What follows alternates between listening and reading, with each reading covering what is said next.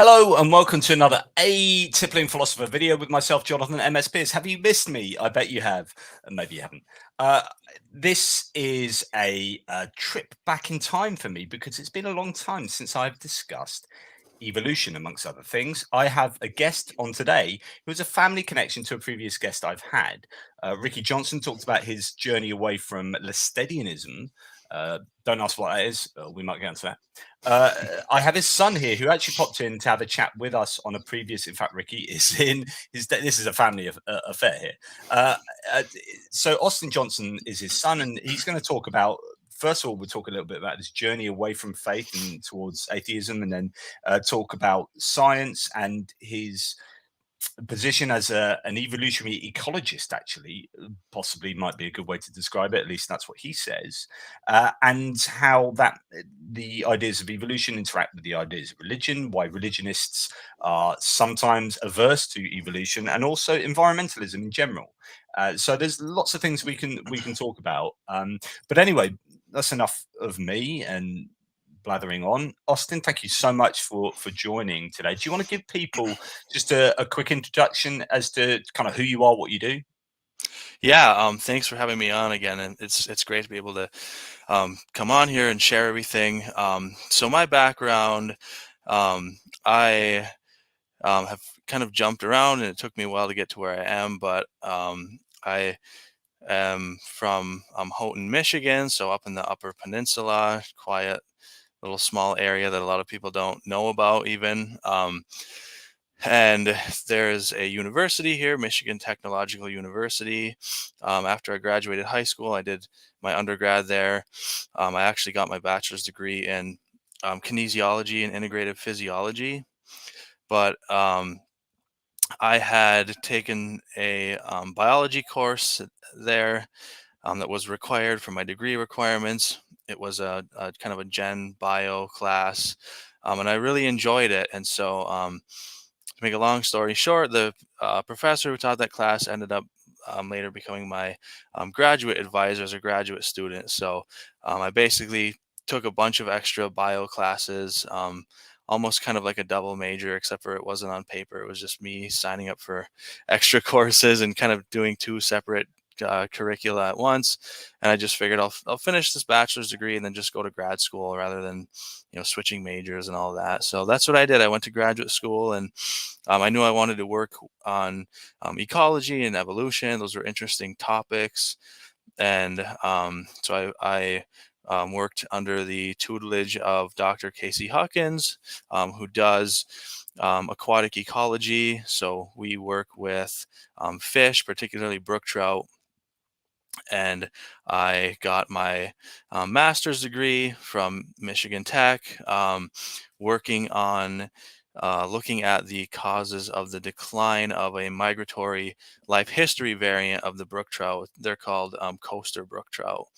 So I did a lot of collecting of historical data, putting that together into things like maps, being able to visualize the expansion of different human industries and seeing how that was connected to declines in these fish populations over time. And I because I want to just go off on a tangent here, which is to say that I always get really interesting when people are doing like on the cold face kind of science to do with even if it's tangentially connected to evolution, but it's kind of predicated upon the truth of evolution, right? And here you're doing Yes. like work with different kinds of fish evolving in different Yep. ways and whatever populations. And then you're Yep. going, well, if you deny evolution, like, does all your work just suddenly not make any sense? Like, so people what I'm trying to say is people who deny evolution are denying much more than they think they're denying. Right. Yes, exactly. The thing is that it's not just some kind of background concept that you can kind of take it or leave it.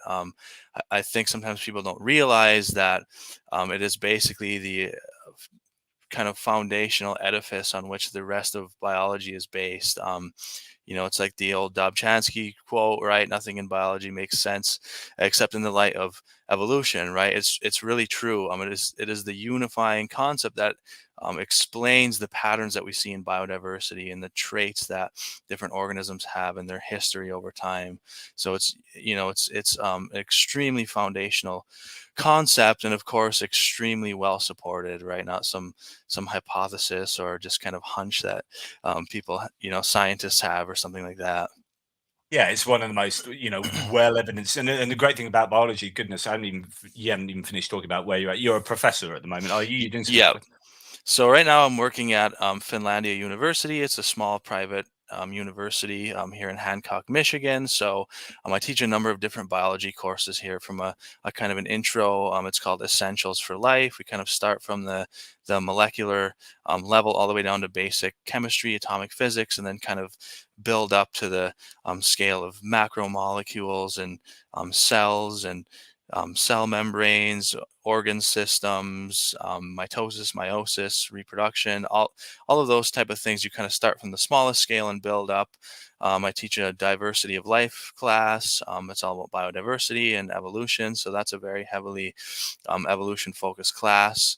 It's basically like taking an evolution course, but with less math. So if you've ever taken a rigorous evolution class at a university, people would be surprised how it's basically like an applied math class. Really, there's tons of Really math. So yeah, there's a lot of math. interesting. The evolution class they offer at Michigan Tech here, where I went to school. Um, it was known for being a tough course. You had to spend time. You had to really work at it if you wanted to get an A in that class. It's not easy. So it's a very rigorous quantitative science, not again some like hunch or like collusion among scientists that like we're going to say that species evolve over time or something. um But this, I mean, you were talking about how it's evidence, it's a very well evidenced theory, and people often get stuck with the word theory. I don't know whether that's something you want to mention. yeah, and that's a very ubiquitous problem, and something that, again, I think it's cultural in some sense. The misconception kind of gets permeates through society because of the way that the word theory is used colloquially, right? Yeah, yeah, Um, you always hear it used in place of hypothesis. So yeah. people think that theory is hypothesis. So I always ask students at the beginning of a semester um, to offer up a definition of what a theory is to see what people say. And usually it is something like that, right? Somebody's guess or idea or a hypothesis about the world, right? And then I have to go in and say, that's really a hypothesis. This is what a theory is in science, Okay, right? well, tell us what's the scientific theory then? How would you So the define way it? I kind of describe it as is It's an like being in your class here. right. It's more of an explanatory framework that we use to make sense of the facts and observations that we see in the world. Right. It's not necessarily something that's a piece of factual information in and of itself, but it's something that makes sense of some aspect of the world around us, right? Usually theories are um, broad in their scope. They can explain generally multiple different things. Now that's going to differ depending on the theory, right? What is the domain of a particular theory? But generally they're more broad in scope. They're again well evidenced by observation, by empirical evidence. So they have a good grounding in experiment, right? Things like that. They're well supported, not just some idea. And there are a number of different criteria that are applied to evaluating theories, and those are also things that I'll spend a brief time kind of going over with students, going over concepts like explanatory, how well it explains the facts, or parsimony, right? How parsimonious is a theory or an explanation, right? How many axioms or assumptions are made, This is things great like because this is that. all like epistemology and Yeah, like and another thing. in This is really funny philosophy. because just to go on a little side tangent, but thinking about the colloquial usage of theory and how annoying that can be. I was just telling my wife the other night, we were watching TV, and I had seen a number of different TV shows over the past few months. I can't remember what they were, where TV shows, they like to always write in like a skeptic character that's like full of lame tropes, like just poorly written, and another one of those I've seen a lot of is Occam's razor, and it's really getting under my skin and really annoying me because that's one that's starting to pop up in TV shows a lot, and they never say it right, and Really? it just really bothers me. So I'm sure you're obviously familiar with Occam's razor. If it has Um, a, same explanatory power and so, well, you go and explain Occam's razor to the listeners. Right. So the way that I Okay. would tend to define it would be that if you are choosing between alternative hypotheses, you should favor the one that makes the fewest number of assumptions, right? So that doesn't necessarily mean that it's right, right? Both hypotheses could be wrong, right? There could be a different one that's right that you haven't considered. But on TV, they'll always say like, the As long as so, simplest. I would actually qualify that a little bit more. It's not just the one with the fewest uh, uh, unnecessary entities or the fewest Right. assumptions, but also but if they both have the same explanatory Explanatory power, power, yeah. exactly. So you're choosing between competing hypotheses with the same explanatory power, and if those conditions are met, then you should favor the one that makes the fewest number of assumptions, Mm. right? So it's a very specific um, situation, a set of conditions, right? But on TV, they're always just like the simplest answer is the most correct. I'm like, that's not what it means. It's not right. Yeah. It's not. That's so. How many people hear that, and then if you ask them what Occam's razor was, they would tell you that because I've seen it in debates. Dear HBO, I'm really annoyed with your Yeah, uh, I'm sure that angry Austin from Michigan. I'm sure that letter would, yeah, I'm sure it would reach the executives. But I've seen even in debates like online, like YouTube debates and things, like I've seen like theists use Occam's razor to try to like support um, God as an explanation by saying, well, it's really simple because they don't. When you substitute the word simple, the simplest explanation in terms of actually saying the number of assumptions it makes, right? We can say, well, God is really simple. It's one thing and it explains everything, right? But you're also glossing over the fact that you're making a number of huge assumptions, right? God exists. He has this, that, and the other property, and he wants this, that, and the other thing, And right? So actually, there are loads of assumptions because then you got like the problem of evil and all these other things. But yeah, exactly. sorry, I'm interrupting you. But I wrote a book called the Did God Create the Universe from Nothing, which Right. is countering William Lane Craig's Kalam cosmological argument. And this book Right. looks at like whether God created the universe or not. And Yeah. I use Occam's razor and I say, look. Yeah, or at least maybe it's a bastard version of that. I say, look, Mhm. you are God is a multiplication of assumptions here because if the universe can be explained with just the universe, right, as a brute fact, right, then that is that, and that's just got as much explanatory power as God plus the universe, but you've got God Mhm. plus the universe. So Exactly. you've got to explain God, and then you've got to explain why God would create the universe. You've got to explain the universe. Where I just had to explain like the universe as a brute fact. Well, if you can do that for God, I can do that with the universe. So sorry. Exactly. Yep. Exactly. So that was a little bit of a tangent, but Yeah, I was just goodness me. thinking of that. I had to get that out there. So you have, and we talked about this in the previous video, but let's just touch on it again. You had an interesting background with your dad, who's actually watching, and in the comments, Hmm. I think, and parents being Listedians, or Lestadians. Yeah, I don't know if I'm Yep. pronouncing that correctly. And that was a particular type of like quite austere religious fundamentalism. Hmm. And you were born and brought up into that environment. Now the family's left that, but what was your sort of journey away from faith? Yeah. That really started once I had began to take an interest in really science and education in general, right? I wanted to learn once I really started to get into biology.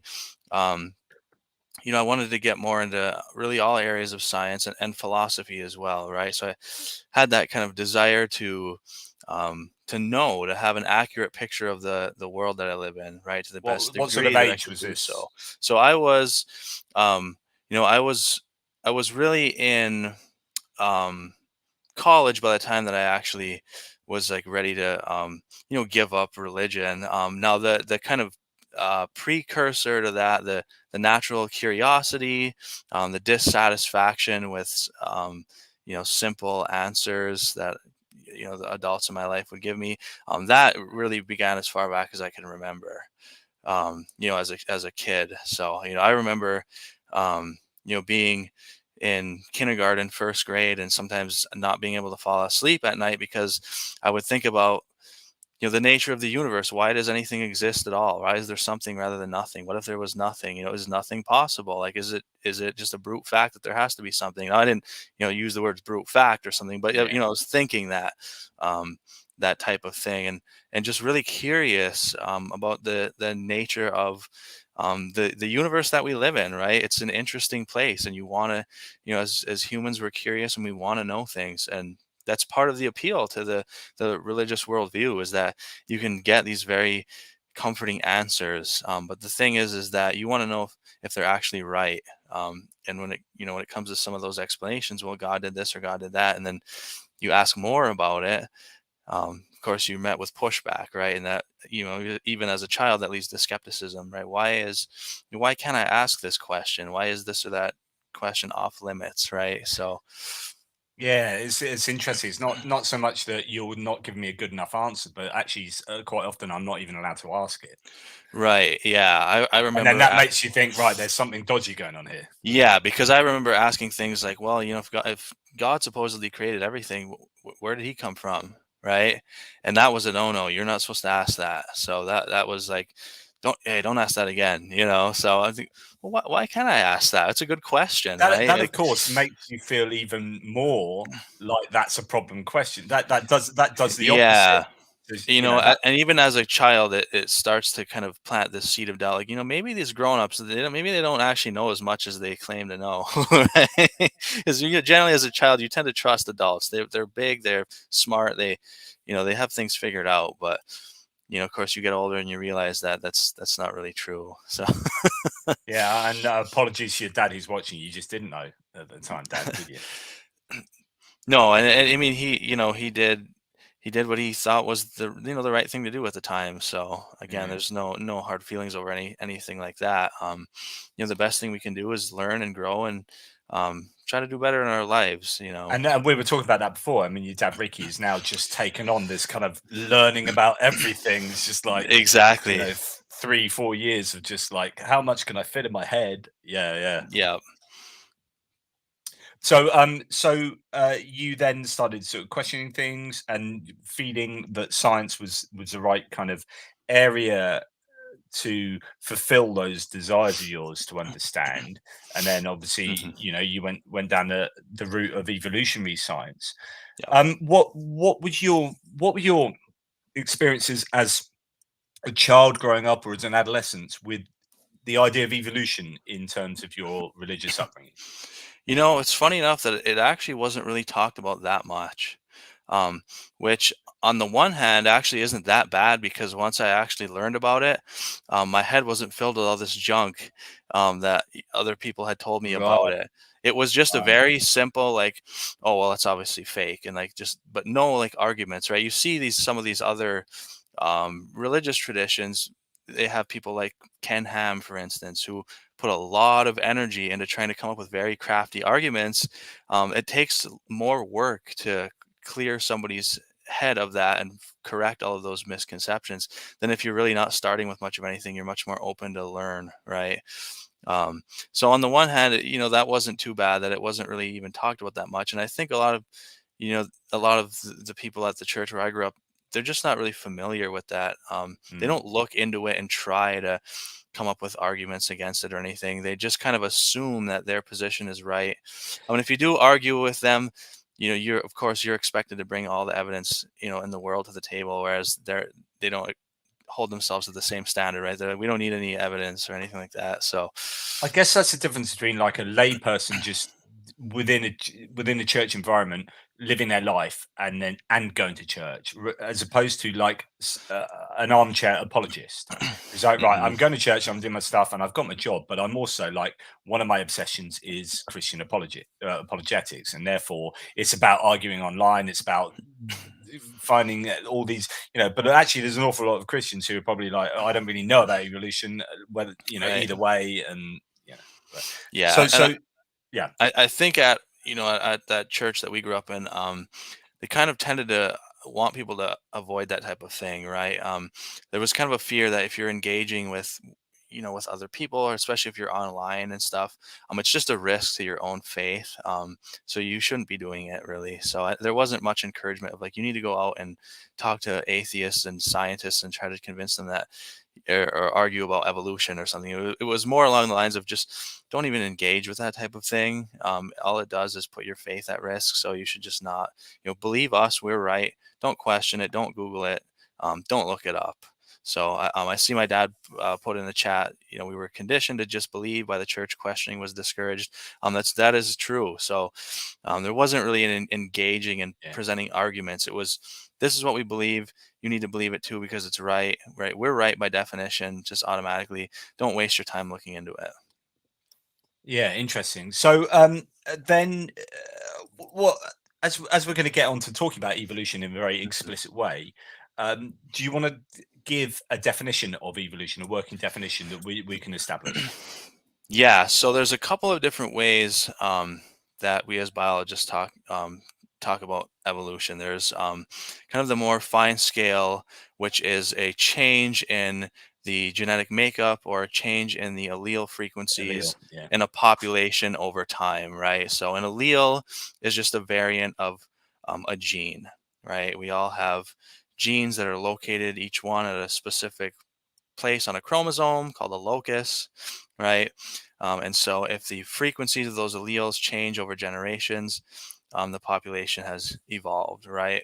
Another way to think about it is descent with modification. So change in organisms over time. Again, generally, we tend to talk about that at the genetic level because the actual physical characteristics or traits of an organism in a population can change over time due to other mechanisms that aren't necessarily evolution. So something like phenotypic plasticity, right? I'm sure you've probably heard of phenotypic plasticity before, Do you right? want to explain what a So phenotype? What I for, say for everyone phenotype is? listening, phenotypic plasticity is the observation that the phenotype of an organism, its actual characteristics, can So just to change. explain, a genotype Yep. is your like genetic Yes. makeup, if you like, Yep. and your phenotype is the characteristics and behaviors and traits that come Right. that Any emerge any from your genotype. characteristic of an organism that can be measured in some way, right? So a behavior could be a phenotype, for example, Mm, or something like body size or limb length. mm. So a genotype again would be what genes you have. So an example could be, let's say we're looking at a particular gene A, right? We'll just call it A. And let's say it's a haploid organism, so it only has one copy of each gene. So it has one copy of A, right? That's its genotype, A. Now its phenotype, and this is what phenotypic plasticity is, can sometimes be different depending on the environmental conditions that the organism is experiencing. So if you have one genotype, A, that can lead to two different phenotypes, right? Phenotype 1 and phenotype 2, that is called phenotypic plasticity. So the phenotype in a population could change because some environmental variable changed and that caused the organisms to appear different or behave differently. So that's not technically evolution, right? So that's why when we talk about evolution, we tend to refer to change at the genetic level, which So often is associated with changes in the actual characteristics of organisms themselves. would that be an example of epigenetics, where the expression of these genes and the Um, proteins are yeah, environmentally? that could be one mechanism of it. Epigenetic responses, those usually happen because of DNA methylation. So a methyl group will change the expression of DNA at some area in the genome. Also, organisms can respond to chemical signatures in their environment. So if you're familiar with Daphnia, they're a type of zooplankton. They'll respond to chemical signatures in their environment from predators and basically have grow like these spines that help protect them in the presence of predators. Wow, interesting. So yeah, so that's evolution. That's what evolution is. Simple. Uh, what if you were? I well, the first thing I want to say is there are so many, and we kind of touched on this earlier. There are so many disciplines that appear to support evolution as an idea, as not as an idea, as kind of scientific theory, Yep. as this framework, as you said, there is there are just, whether it's immunology or biodiversity or biogeography Hmm. or paleontology, uh, plate tectonics, and all these different things that actually, once the evolution is affected by these things, or is confirmed by these things, or is integrated with these ideas. It's just you deny evolution, you've got a problem, not just in this small area here, but in all of these areas. Is that fair to say? Yes, I would definitely say that. Again, it's not something that is um, taken lightly in the field of biology. It's again, it's not some you know s- tangential side concept that we just like because for some reason or another, we scientists want to believe that over some other explanation. Again, it is really the unifying concept that makes sense of all the other observations that we see when we look at nature and we look at the organisms and why they have the properties they have, right? And it allows us to make predictions about why we see what we see, right? That's really important. So the idea of it having predictive value, whereas something like creationism wouldn't have predictive value, or in fact, it makes it's also almost problematic in that Yes, respect. And exactly. so, what predictions can you make from evolution then? Well, are so many different ways that you can apply it. There are some kind of classic examples that have been trotted out, over decades. Things like the presence of vestigial structures, right? Why do these things exist? They make no sense under the creationism model.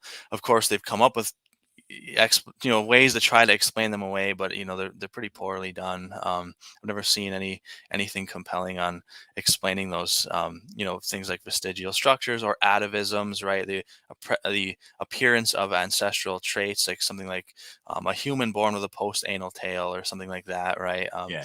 Those type of things.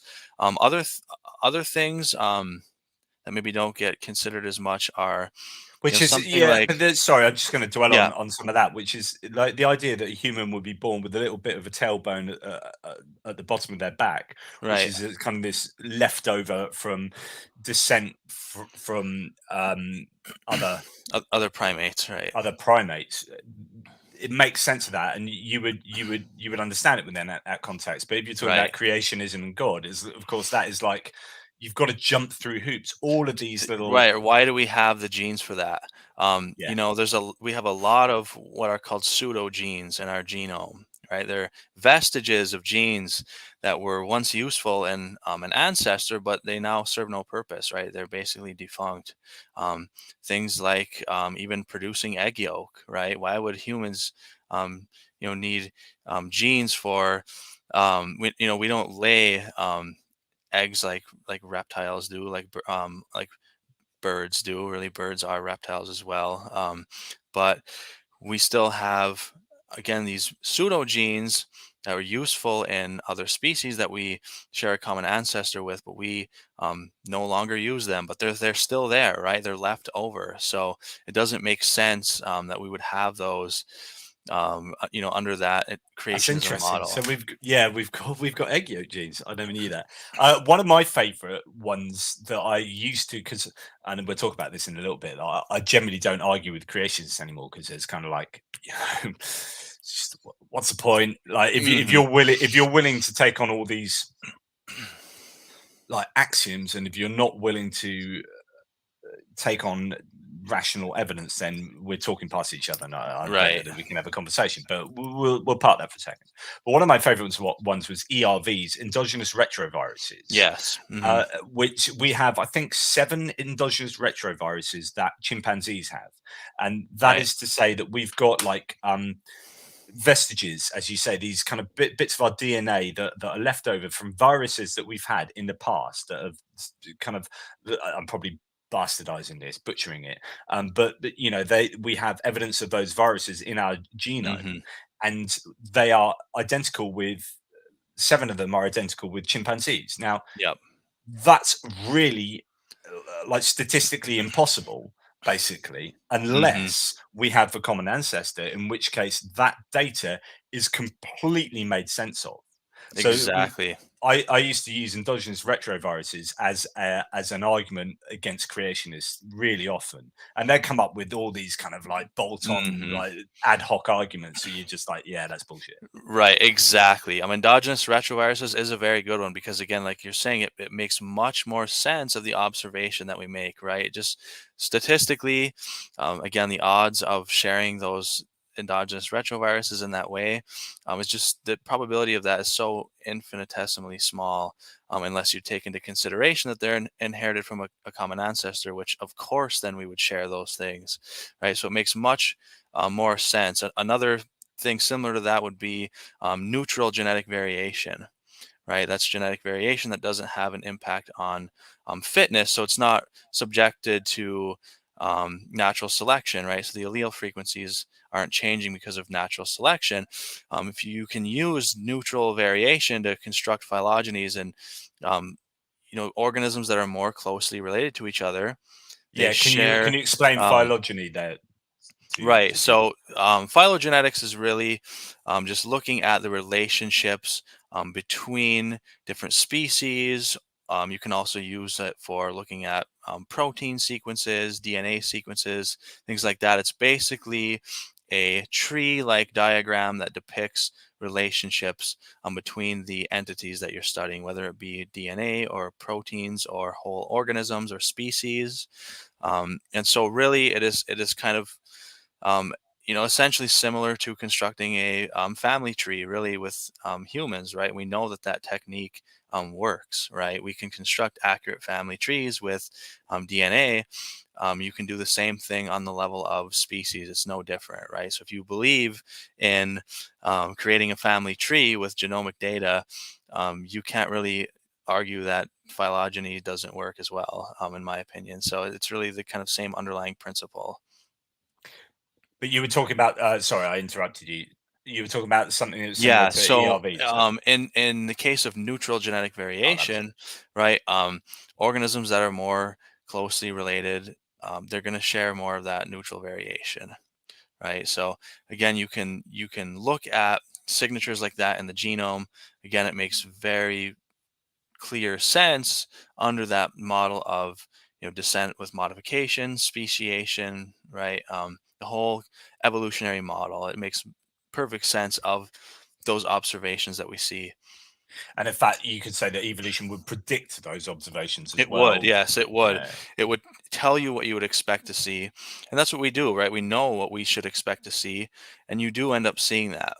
Now, sometimes maybe your initial hypothesis was off, um, but some other evolutionary mechanism um, will explain it, right? So you might, for example, one that comes to mind is populations that experience gene flow between themselves, right? One example is there's a couple of populations of snakes. I can't remember which species they are, but essentially there's some snakes that live on this island in the middle of a lake. There's some other snakes that live on the mainland, and they have different color patterns that are both advantageous depending on where they live, right? So if you have one color pattern on the island, that's advantageous there. You have a different color pattern on the mainland, um, but if you swap them, if a snake from the mainland goes on the island, it's at a disadvantage there, right? Because they face like different predation or something. Um, but if you examine the population of like the island snakes and their genomes, they have genes from these mainland snakes in there, right? That trait isn't completely weeded out. It's there at some small frequency.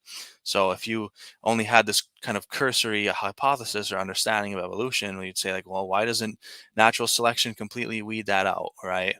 But if you take into consideration there are other mechanisms of evolutionary change like gene flow, and you look into it, Is that by gene flow? Do you mean genetic drift?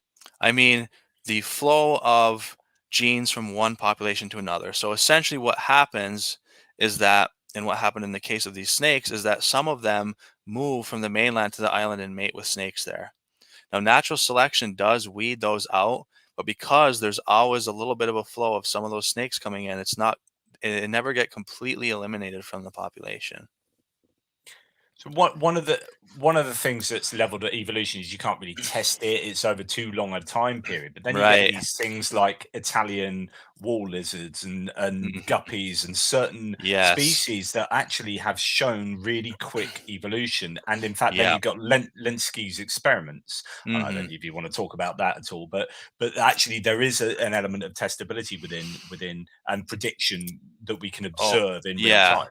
And that's huge. And that is actually what ended up kind of directing where ended up going with my own career because um, I think a lot of people in the general lay public don't actually realize how much scientific literature there is on contemporary evolutionary change. Right, that is generally defined in the scientific literature as evolutionary change that takes place over a time span that is applicable to a standard research program. So something that a researcher um, can manipulate and write a paper on over a number of course of several years or something like that, right? So it's evolution that happens on short time scales, but it is so remarkable, that we are able to notice, large phenotypic shifts in these organisms, right? Pretty large changes, or being able to do something like um, create two separate species, right? Actually generate speciation between certain organisms. So um, when I had really started diving into that literature and realizing how ubiquitous this phenomenon is and how well it's being studied, that really kind of uh, directed me of where I wanted to go, right? So that's why a lot of the um, things that I'm interested in revolve around this field called eco-evolutionary dynamics. So it is looking at the interplay of ecology and evolution on contemporary timescales. So how Wow. does the evolutionary change that's occurring around us, how does that interplay with ecology? How do those things influence one another, right? So there are a ton of examples. The guppies, of course, are a great one. I always use those in my classes because they're just such a remarkable example of Do you want to um, explain them then? yeah, so there's been a lot of work done on guppies and their evolution now, things like life history and color patterning and things like that. Some of the most famous work was John Endler's work on guppies. And essentially, he noticed different color patterns in the guppies depending on the environment that they lived in. So some of them lived in low predation areas above waterfalls. And there he had noticed that the male individuals had um, these more conspicuous coloration. They had these bright spots, things like that.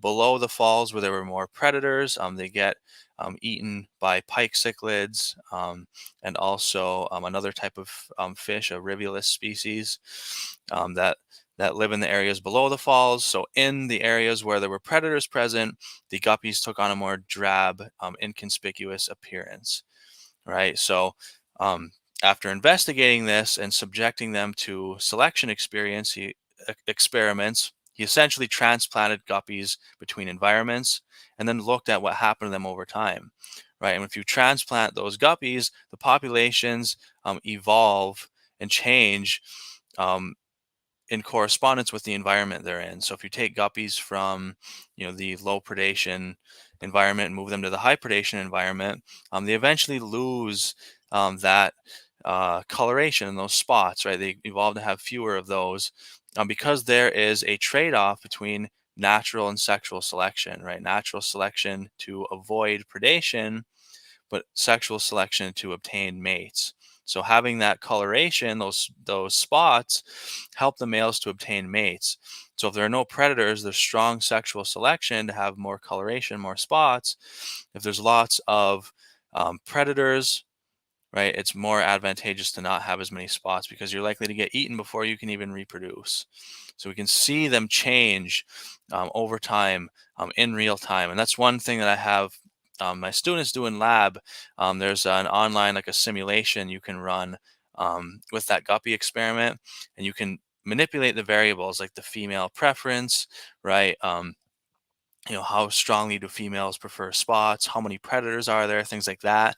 And you can see how changing those variables changes how the population evolves over time. You can even change things like the mutation rate and things like that. So you can get pretty intricate with it, and it's a good way to help the students kind of visualize the um, difference in those selection pressures.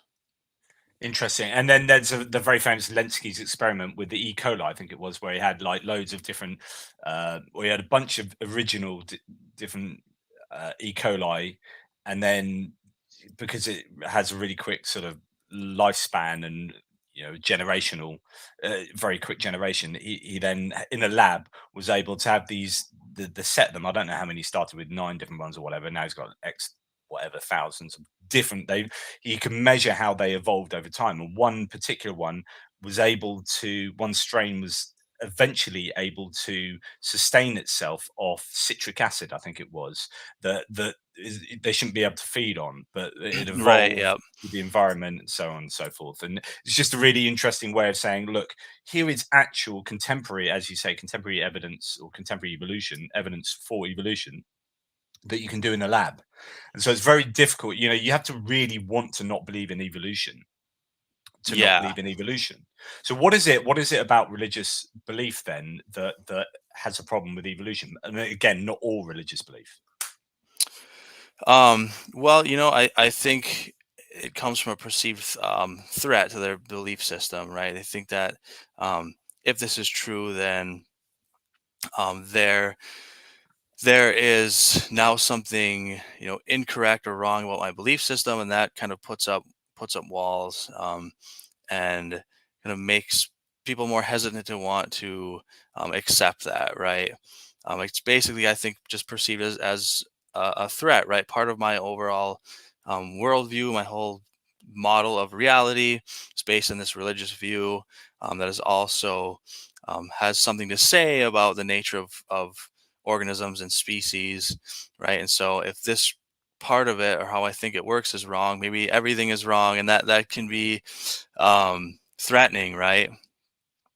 Yeah, I've talked about this very often in terms of something called terror management theory, which is Yep. if you challenge someone, and actually evolution is a really good example. So, or you challenge a young Earth creationist, you say, right, here's the rational evidence for evolution, and you expect them to look at that rational evidence and then evaluate it on the basis of the intrinsic strength of that rational evidence. But actually what happens is they look at that and say, well, then they don't say this, but what their non-conscious brain is doing is saying, right, if I take this on, then that means my ideas of young Earth creation are wrong, and those are wrapped up with my ideas of heaven and hell, and therefore this is challenging my access to eternal life in paradise. So this becomes not only just an argument about whether this data that supports evolution is correct and that evolution is true. This is actually a threat to the person you're talking to, their access to eternal immortal life in paradise. And then it suddenly becomes a much bigger argument, and they are much more likely to go, no, evolution can't be true because I want to live forever in paradise. And so Right. that their ability to manage their terror of finite life and death Hmm. is really important in how they evaluate evolution. So anyway. Right. And I want to touch on something that relates to that. Um, but for 1 second, um, I noticed in the chat, I just want to address this really quick. I don't know if this person's a creationist or what, but they said something about genes do not control the shape of an organism. Um, Now, I'm not even sure what that means, because that's kind of the uh, the level to which any organism's genome affects the overall shape of an organism. I mean, that's just going to depend on what organism you're looking at. And the shape of an organism, I mean, that again, that kind of, I don't even really know what that means, right? What is the shape of an organism? I mean, if here's an example. So if you look at stickleback populations, there's been work done on three-spine stickleback, right? And essentially, um, what this work is focused on is the difference between two variants of stickleback, lake and marine stickleback. In one population, they have pelvic spines, so they have these spines that are on the underside of their body. In the other population, they don't have pelvic spines, right? And this is due entirely to the expression of a gene called PIDX1. So in one population, there's basically a genetic regulatory switch for PIDX1. It turns it on, the gene product gets expressed, and the pelvis spines go there. In the other population, the regulatory sequence for PIDX1 in the pelvis is turned off. There's no spines there, right? So that would contribute to the shape of an organism, right? Whether or not it has spines at the bottom. That's entirely due to a regulatory change in how that gene is expressed. So I would provide that as a direct counterexample to that. Yeah. Um, Yeah. Anyways, to get back to what I wanted to say is that part of the reason why I think that is so threatening is because these beliefs all kind of tie together, and it's kind of analogous to the kind of coherentism theory of knowledge, right? So you have this coherent set of beliefs, right, that all kind of fit and interlock together. If you've ever read a wonderful book called The Big Picture by Sean Carroll, Yeah. Brilliant I love book. this book. He kind of refers to it as a planet of belief, right? You have all of these different propositions that kind of cohere with one another, right? And Is so it poetic natural? poetic No. naturalism is Yeah. the Poetic overall naturalism. view. Part of that is is what he refers to as a planet of belief, and it's Right. basically similar to the kind of coherentism view of knowledge, right? You have all of these different propositions that all cohere with one another, right, to form this overall framework. And the thing is that I think that the So in other creationism, words, just to let people know, if something, if there's some kind of claim, if it coheres with all these other bits of your worldview, it's all coherent, then it's more likely to be true, at least in your worldview. Yeah. right? So I think that that creationism view can sometimes be part of this larger system of beliefs, and by threatening that, right, it kind of puts some of the other things under threat and into question. And so I think that's part of the reason why there can be resistance there. Yeah. Yeah. I was just going off on one then. I was gonna mention something that is it. So what I like about Sean Carroll is he's a bit of a conceptual nominalist, which is to say, and I'm going to get a bit philosophical here, so I do apologize, but he basically doesn't believe in, um, as far as I remember the book, we construct abstract ideas from our minds, etc., etc., etc. They Right. don't exist out there. We can Yeah. so my idea of a hero is different from your idea of a hero because there is no Right. objective idea of a hero. We just Yep. construct them. Anyway, That's kind of that like the like moral constructivism kind of. I know he is signs onto that as well. yeah, That's well, kind of a that would be similar. because that would be an abstract idea as well. So those abstract Right. ideas you would construct yourself. Yep. You kind of yeah, but where it's relevant to evolution, and I find this fascinating, is what's called the species problem, which is actually Hmm. Darwin knew about, which is that there is no such thing as a species. So Hmm. what we do is when you look at particularly on things on a continuum, right? Yep. You see things change over time on the continuum. We as humans don't really like that kind of like that gradual thing. I'm going to find an image that supports this in a second to better explain it. So what we do is we cut up the continuum into just arbitrary lines, Hmm. and we say, right, here is this species, here is so Yep. Homo sapiens sapiens, and before that it's Homo australopithecus or whatever it was. I don't know. And it's as if at one point this species gives birth to the next species. It's like Mr. and Mrs. Homo australopithecus suddenly gives birth to Homo sapiens, and you're like, Right. Yep. the idea that a dog doesn't give birth to a non-dog, and you've got to understand that it's gradual. And where we call things a species, that is a human construct, and there is Exactly. actually no such thing as a species. There is just Exactly. it's just shorthand for us being able to cut things up into Yep. manageable chunks. Yes. But yeah, Our concept of species is the human attempt to discretize a continuous chain of life, right? It's a continuum. It's really an unbroken line of descent, right? From the first organisms on Earth all the way till today, right? Every living organism on Earth is related to one another. So our our attempts to create these things like species, right? It comes from our need to be able to package things up into bins and then study them and examine them and learn about them, right? It's a helpful construct, but it is just that, it's a construct, right? It's something that we invented, right? And I think that's another point that I try to convey again to students, because people have this inherent notion that species are real, or things like they're imbued with their own essence that separates them from other Yeah. species, right? When it's just not the case. Have you ever seen this image? Yeah, where they gradually change it from one color text to, yeah, to another. Exactly. It's a good example. And it's just like something like aging as well, right? You don't Yeah. go from a young man to all of a sudden being an old man. It happens, in from one day to the next, you don't notice any change in your age. But then you look at a picture from 10 years ago and you're like, oh, so, right. It's the same thing. Exactly. And this talks about it in terms of evolution. You know, you can all see that's red, you can see that's blue, but at what point does it turn from red to blue? And talking about macro evolution over time, you know, things change over time. There's very, very small incremental changes, but at no point. So the idea that there are these transitional fossils, as some kind of people talk about, technically there are no transitional fossils, because literally every single organism is in some sense transitional. Right. It's just Exactly. so Yeah. to say that these things are transitional fossils, all that's saying is that, like, we are missing a little bit in a fossil, uh, in a fossil history that we don't Right. have, because, fossils are very difficult to come by and to Exactly. create, and we're just missing a couple. But it's not all fossils are transitional. It's my point. Right. And that's why I don't personally like to even spend time arguing about fossils, because in my view fossils are they're an extra little extravagance that we can enjoy. We really don't need fossils for to uh, supporting evolution at all. I mean, if we didn't have any fossilized organisms, we have more than enough information to understand evolution and conclude that all living organisms share a common ancestor. But it's um, nice to say that if you found a rabbit in the Cambrian strata, Oh, it's then great. Yeah, it would it's great. disprove That's evolution. why I say But it's a very nice, it's a useful extravagance that we can also have that, but you don't even actually need it, I would say. But it's a good test, right? Yeah, if you found, a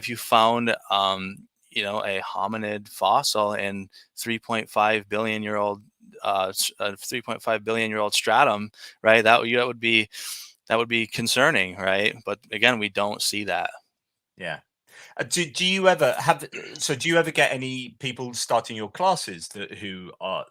I mean, that would be weird if you're taking a class in evolution and you deny it. Do you? I have yet to come across that, but I have had it where there's been some kind of issues with early Earth, origin of life, stuff like that. Um, and really, I try to explain it as best as I can, but it comes from a Sorry, is that to misunderstanding. say that they accept evolution, but it's really, really recent?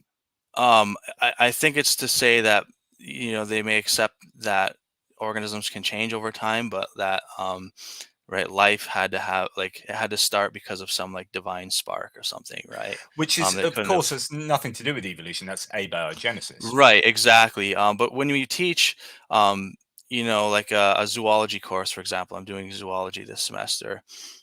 You generally introduce a class like that with a little bit of background in evolution, a very brief background in the early history of life on Earth, because those set the groundwork for understanding the modern animal phyla that we look at.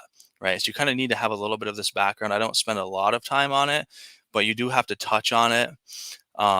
So when I'm talking about early Earth, usually the textbooks that we'll use, they will touch on, a little bit of like what the first organisms, the first living things on Earth, right? Um, and so it does get brought up, right? Um, and I have seen a little bit of you could tell that somebody wasn't maybe too excited about this talking about the first organisms, right? Kind of thinking that, right? And I never actually said where life came from or anything like that. It's just talking about what were likely to be the very first organisms, right? There are things like the RNA world hypothesis, right? The first organisms were ribozymes, things like that. Um, but you do kind of get a little bit of hearing some of these things like, well, life can't come from not, non-life or something like that. And so I try to explain the concept of what life really is and what it actually means for something to be alive, right?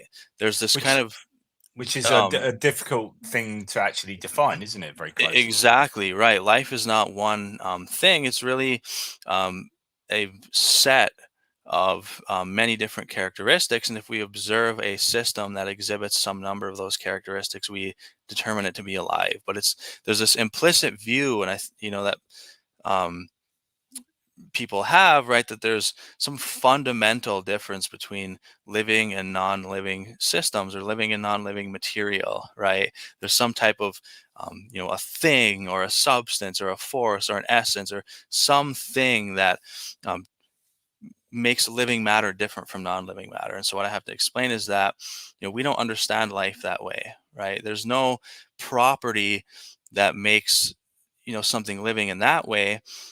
Life is a process. It's an emergent phenomenon, right? It's something emergent that, it's a property that a system has on a macroscopic scale that comes from the interaction of the microscopic um, parts that make up that system, right? So like I'll often use the example of something like a gas, right? A box full of gas. You could describe the gas as having a pressure, a density, things like that.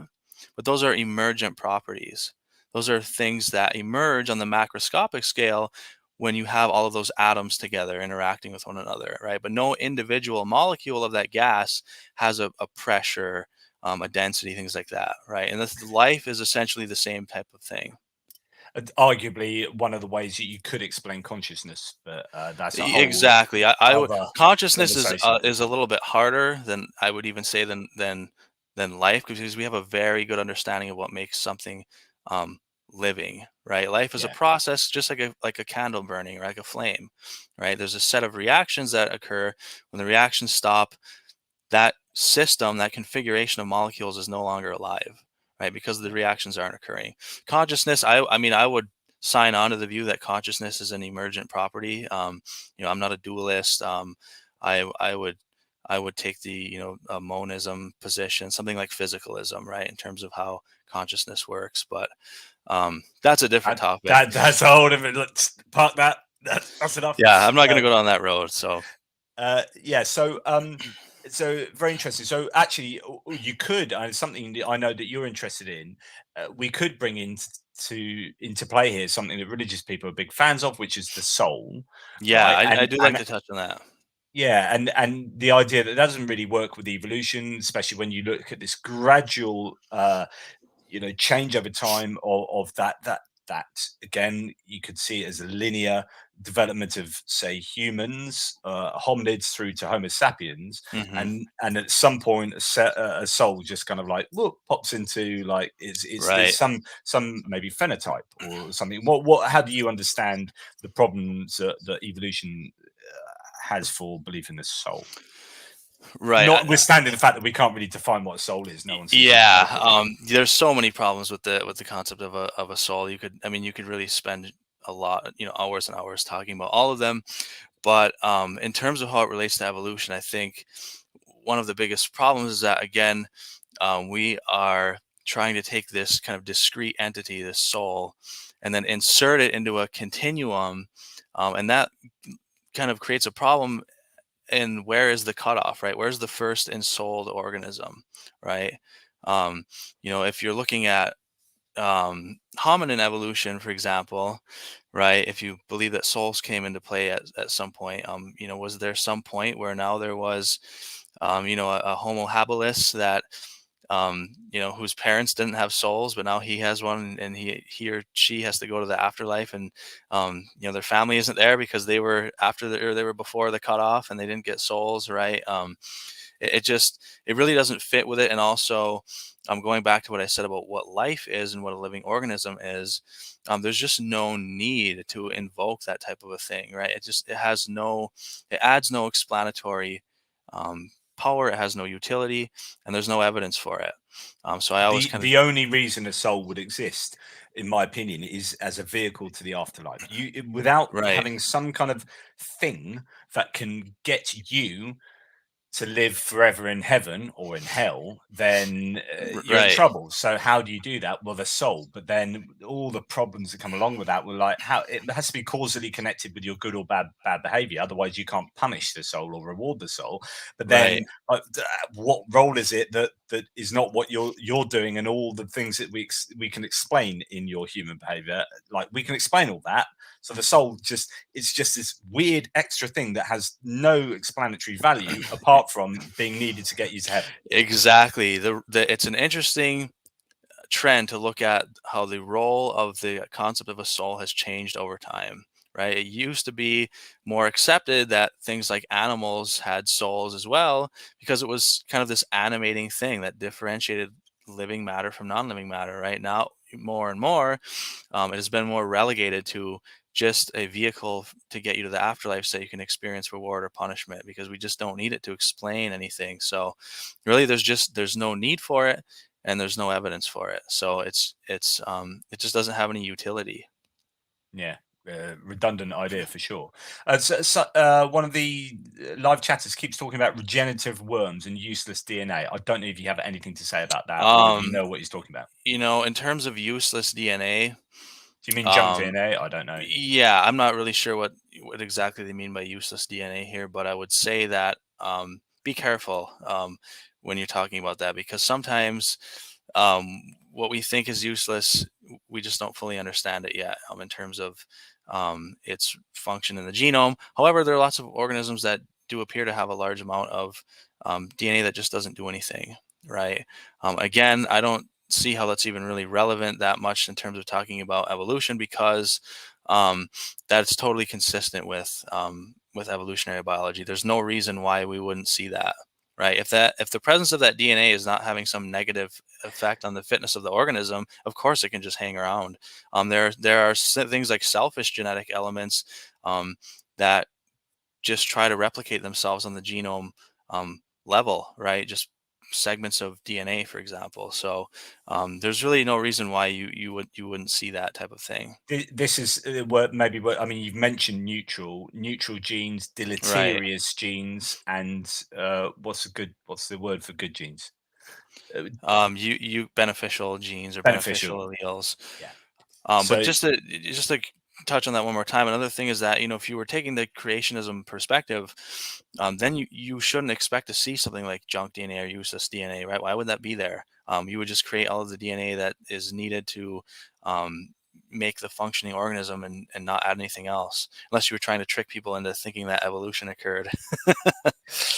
that the old classic, which is like, oh, the devil planted that fossil there to fool to put all the Yeah, fossils there to fool people. And they're like, exactly. okay, let me. And now I'm going to do a sidebar. Sorry, Austin here, but let's just explain the devil for a second here, which is. Do you believe God is omnipotent? Yes, I do. Okay. Okay. God is omni. God can do anything, knows how to do everything right. So God could get rid of the devil like that, right? Mm. Yeah. Okay. Okay. So you admit that God. So the devil is still here because God wants the devil to be here. Because if God didn't want the devil to be here, God could get rid of the devil. Yep. Yeah. Okay. I go with that. And this is where you question him into a corner. And you're like, okay, so God could stop the devil doing anything that God didn't want the devil to do, right? Okay. Okay. Right. So anything the devil does is done on God's behest. Right, God's given it either it's omission, as in God decides not to act, or God actually just really wills that. In some way, it's omissive will or active will, that whatever the devil does is done on the behest of God. And so, therefore, don't blame stuff on the devil. That Right. buck stops at God. Yeah, that was always a very powerful observation to me, because you basically just pointed it out perfectly. I don't even need to add anything to that, but yeah, it's a very very compelling observation. This is where I can spam people. That argument is found in my latest book, 30 Arguments Against the Existence of God, Heaven, Hell, Satan, and Divine Design. Everyone should get at least 58 copies of that. Yeah, sorry, spam time. So, evolution. So, we've just got to touch on lots of stuff to do with evolution. There's probably an awful lot more to say. I mean, is there any other particular element of evolution you want to talk about? Well, I guess there's a lot of roads that we could go down. I don't know if you had a particular place that you wanted to go next. Um, I was going to move on to sort of ecology and environmentalism, okay, yeah, I'd but be happy to talk about that as well. so I mean, we have this situation. Well, actually, first of all, let's before we get there, actually, let's talk about intelligent design, Okay, because you get we've talked about how religious people can push back on evolution because of maybe it challenges their access to heaven and hell and that kind of idea, and so you can right, understand why. And also, there might be biblical literalists. They look at the Bible and think, well, this is a story literally like a look at Genesis, and that's literally how the universe came to be, even though that's like obviously mythological. um and they say, right, so therefore evolution doesn't fit into that explanation, so I don't believe in evolution. Okay, I understand that. And then you get the other people who are like, okay, evolution, there's a lot of evidence, it's really difficult to say that evolution hasn't happened, but I also believe in God. So if evolution has happened, God's got to be the guy that does uses that mechanism to get us here. What are the issues with this kind of intelligent design position, and what do you have to say to it? yeah. I think that kind of pushing it back to that level is it's better than outright denial, but it's still not good. Um, when we look at the processes that actually occur, right, and you look at how evolution actually works, again, there's no evidence that that occurs. There's no need for it. It adds no explanatory power, right? And so it's something that, and not even for just those reasons, but it's just something that's not um, taken seriously. And when you look at the features of organisms and how they behave and their properties, right, they don't usually fit with, again, what you would expect if there was some type of, right, intelligent designer that wanted these organisms to exist in a certain way, right? So why do they do certain things? Why are there so many human parasites, for example? Now you could explain something like that by saying, well, it's, if you took the biblical view, well, it's because we sinned, and so you know um, God made 30,000 tapeworm species or something. um, but again, it's just silly, right? It's just something where there's no need for it. There's no evidence for it, and so it's one of those things that's just not a viable model, right? If we would That's need. that's a good point. So intelligent design obviously implies an intelligent designer, an optimal designer. You'd say that, well, God is using evolution as a method to get humans to a certain point or something like that. But then, of course, you have all the disteleological arguments, which are Right, arguments to bad design. So bad design being all sorts of issues with, I don't know, it's easy with the humans. Our alimentary canal is very closely connected to our breathing system, and we can choke to death really easily, or we can die in right. childbirth, or what's our appendix for, and all this kind of stuff. And you're like, these are design bad design arguments. And also, as you say, like tapeworms, or the worm that burrows into your eye and makes you blind, why would you design that? So is that the hallmarks of an intelligent designer? Right. There are lots of examples of non-intelligent ways that things can be arranged, because, and again, that occurs because organisms are modifications of what has come before them, right? That's why when we look at the tree of life, it's a nested hierarchy, right? Groups within groups within groups within groups, right? Mm, Every new species of tetrapod that evolves and emerges is always going to be a vertebrate, right? It's part of yeah. that group that it came before it. So it's a nested hierarchy. So that, again, it's something that you would predict with evolution. And again, all these examples of bad design, there's so many, right? With the reproductive system, there's always jokes made about it, about the location of the sex organs, right? Why do you have a playground right next to a waste facility? Stuff like that, right?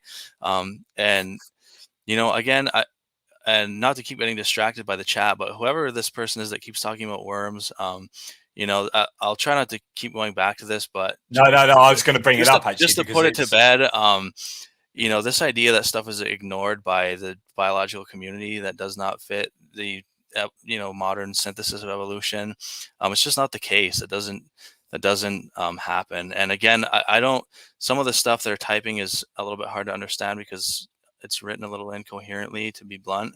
Um, but the thing about DNA and worms, I don't understand how this is even a counter to anything that has to do with evolution. Like I'm not sure what argument you're trying to make, but um, nothing that they've said. I don't even see what the issue is, what the problem is. They haven't really mentioned any observation that is inconsistent that we wouldn't expect to see.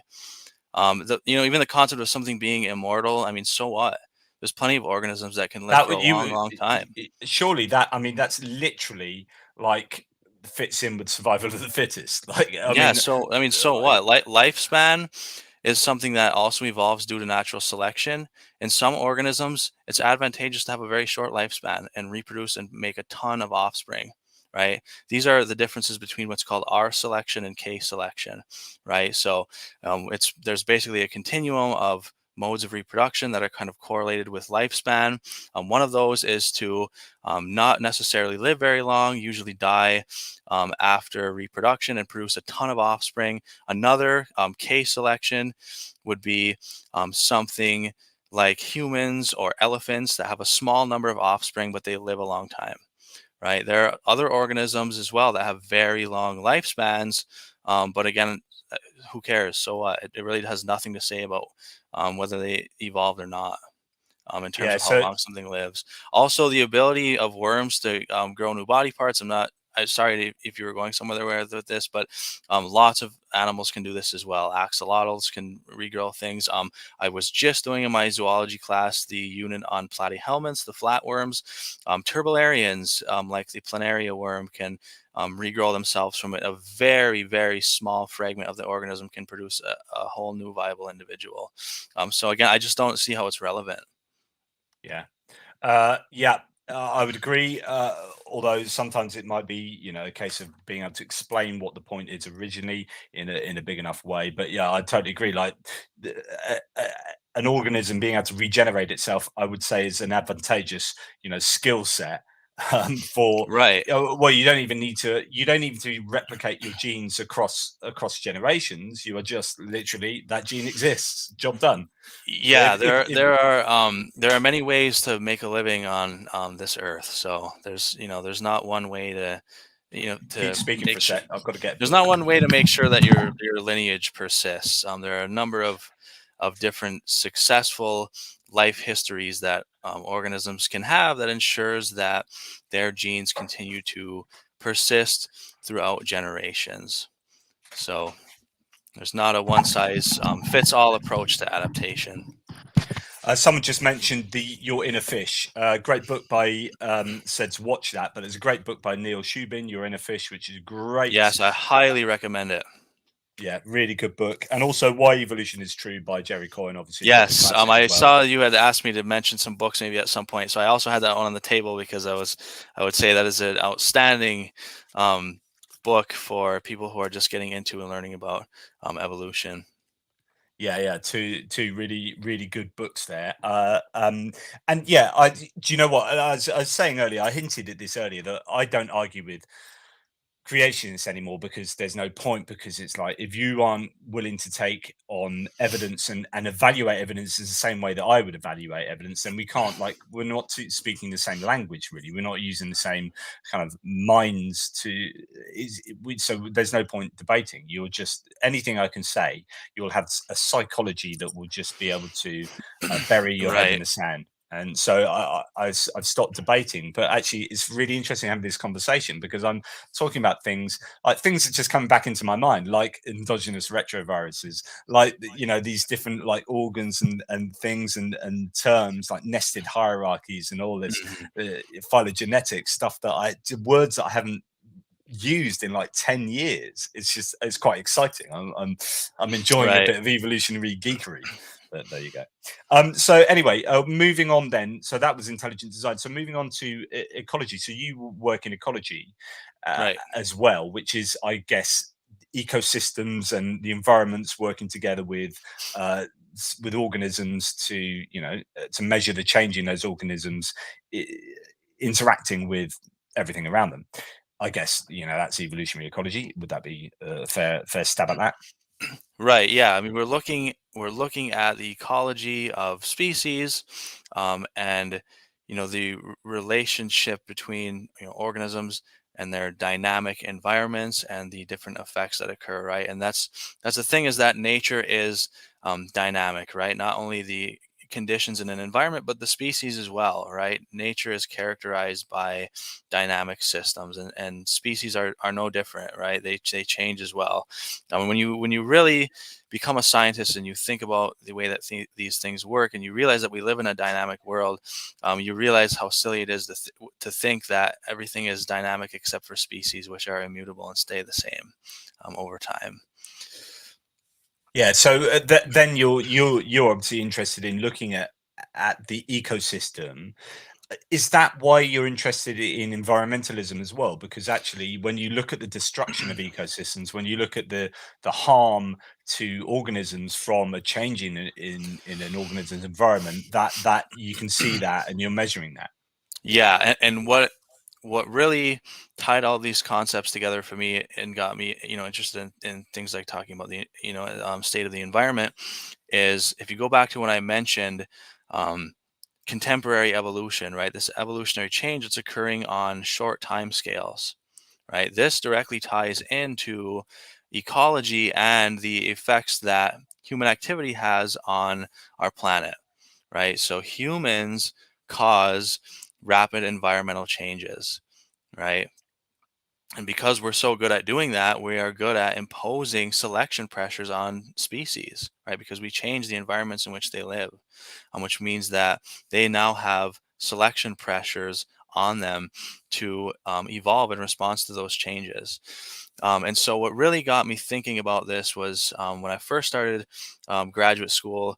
I took a writing course, a scientific writing course, and one of our semester project was to write a review paper, basically on a topic of our interest. Right, so you collect a bunch of scientific literature, you synthesize, write a review paper, right?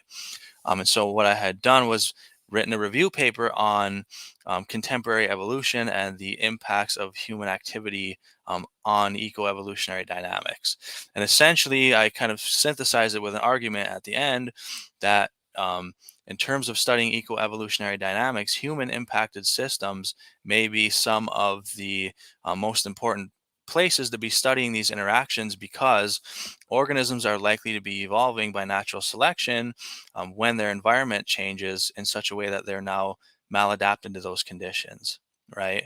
Now, where are you likely to find places where organisms are maladapted to their environment or environmental conditions? Places where humans are doing stuff, because we change the environment very rapidly in different ways. So because of that, right, we're likely to see contemporary evolution occurring in human impacted systems. Either Is there any truth to the old industrial revolution white moths on soot covered black trees? Yeah, there's been a little bit of talk about that and dispute about that, because again, that was some kind of early work in evolutionary biology that didn't have the same level of rigor that we do now with quantifying genetics and stuff. But I wouldn't completely discount it. Um, there is a nugget of truth to it. But now, of course, we have much better methods of really quantifying um, evolution in terms of looking at how the genome responds and how that's associated with the physical changes in an organism, right? If you document phenotypic change in a population over time, that's good, but to actually link it to evolutionary change, you need to see how the genome has responded to that as well. And So now, of you course, we're able to do yeah. that. And are you finding that are you actually involved in work where you can see genotypic change to species as a result of real bad environmental degradation or whatever, So that's or that change? that has been that has been the focus of a lot of different researchers' work. Some examples of well, one particularly good example is human harvested systems, right? Things where we're actively harvesting animals.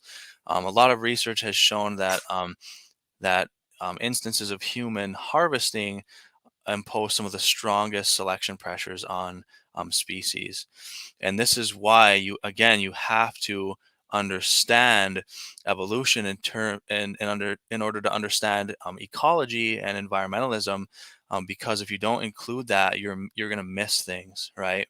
So one example is fishing, right? Harvesting through things like commercial fishing, right? If you're undergoing a size selective harvest, um, not only are you removing larger individuals from the population, you also impose a selection pressure for that population to be comprised of individuals that attain a smaller maximum body size and that reach maturity at a younger age.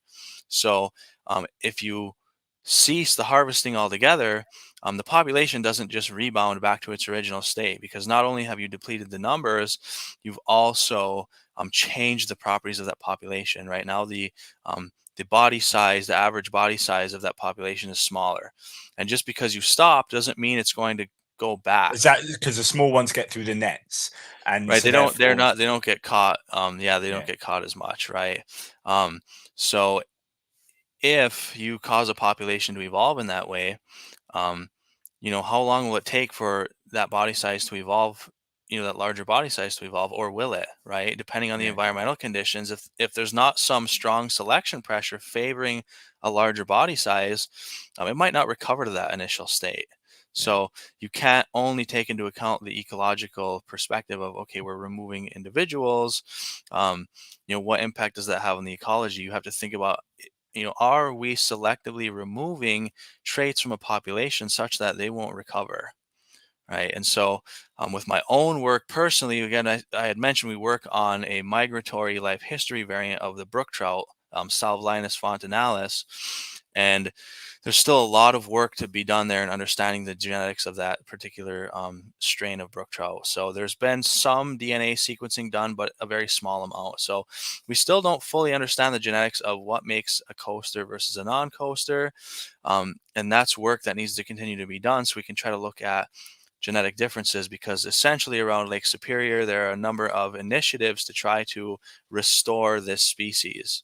So it's mostly focused on restoration because they've been wiped out so much. There's only a few small remnant populations left.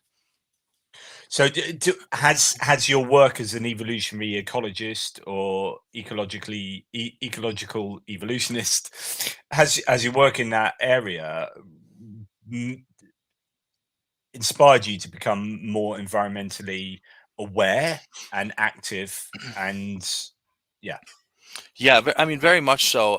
It definitely helped to refine my perspective on how we actually impact global ecology, right? And all the subtle ways in which that can occur.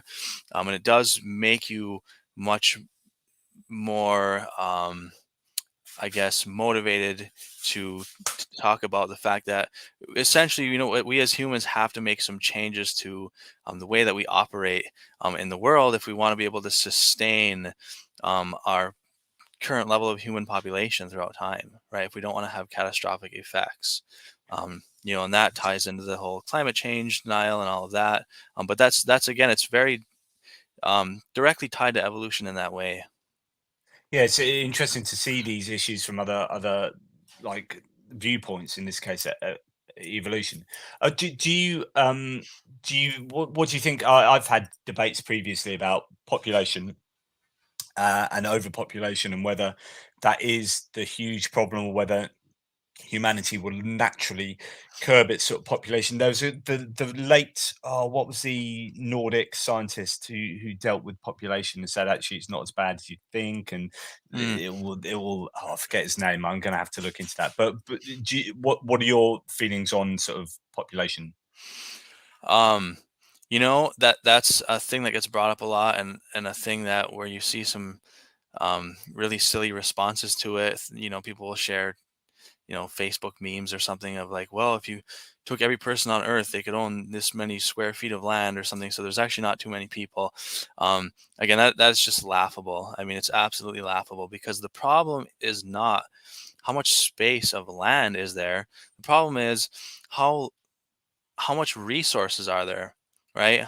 Do we have access to enough, things like phosphorus, or all of the different types of materials that we use in our modern world, right? To have the standard of life that we do across the globe, or to have, to sustain this many people. Um, do we have enough resources, and can we sustain those resources over an extended period of time, right? So it really has nothing to do with the population in terms of how much space there is, but do we have enough resources for unchecked population growth, or to even support, a planet of 8 to 10 billion people over 1,000 years or something? In order to be able to do that, can we do that? I'm not sure, but in order to be able to do that, we have to seriously think about the way that we live and the way that we use resources. And Yeah, that's it's why, so I was just going to say, like eating right. meat, like if you're talking about food comes from, basically it gets its energy from the sun. You're thinking, right, the Hmm. sun gives energy to crops. I could either eat the crops or I can grow those crops to feed Hmm. cattle, but then the cattle are moving around, they're using that energy up, so it's a really Yep. inefficient way of transferring the energy from the sun through to the crops, through to the cattle, and I've got to give them extra water because I'm watering the crops and watering the cattle, Exactly. and then Yep. I'm eating the cattle. Actually, should I not just be Eating the eating the crops crops. for just rather than the cattle? And then when we're talking about land use, that has a real impact anyway. Yeah. Exactly. That's another big problem. And energy, we get low entropy energy that comes in from the sun. As it continues to be converted in chemical reactions, right, developing a plant organism, and that plant gets consumed by a heterotroph, right? Energy is always lost, just because entropy increases over time, right? Energy is lost in the form of heat, for example. It's high entropy energy that's not used available to perform work. So it's just less efficient, right? Less of that Yeah. energy as you move up a trophic web, less and less of that initial energy that came in from the sun makes it up to that next level. So it Yeah. is more wasteful, right? If we overproduce and consume things like livestock, red meat, right? So shifting to even a more plant diet is another thing, another huge problem that, again, it is talked about, but it is not necessarily talked about as much as other problems, is the impending and ongoing water crisis, right? Access to potable water. That is a large problem, and many places are now starting to feel the kind of initial waves of that. But it's something that has been ongoing and considered for decades, right? But it doesn't necessarily get as much press in the public eye, but it is a very big What's looming issue. interesting, but yeah, I mean, you're starting to get. So I have a whole other channel where I talk about the Ukraine war, right? Yep. And when I talk about the war, one of the things that's happened is in Crimea. So Russia went into Crimea, nicked Crimea from 2014 on basically. It walked in there and said, "I'll have a piece of that." But Crimea is fed by water from outside of Crimea, and there's this part of the river, the Dnipro River, where the water comes from, and Ukraine cut off the water and say, right, you've nicked Crimea, you're not going to have water. And then, so part of the what happened when they invaded.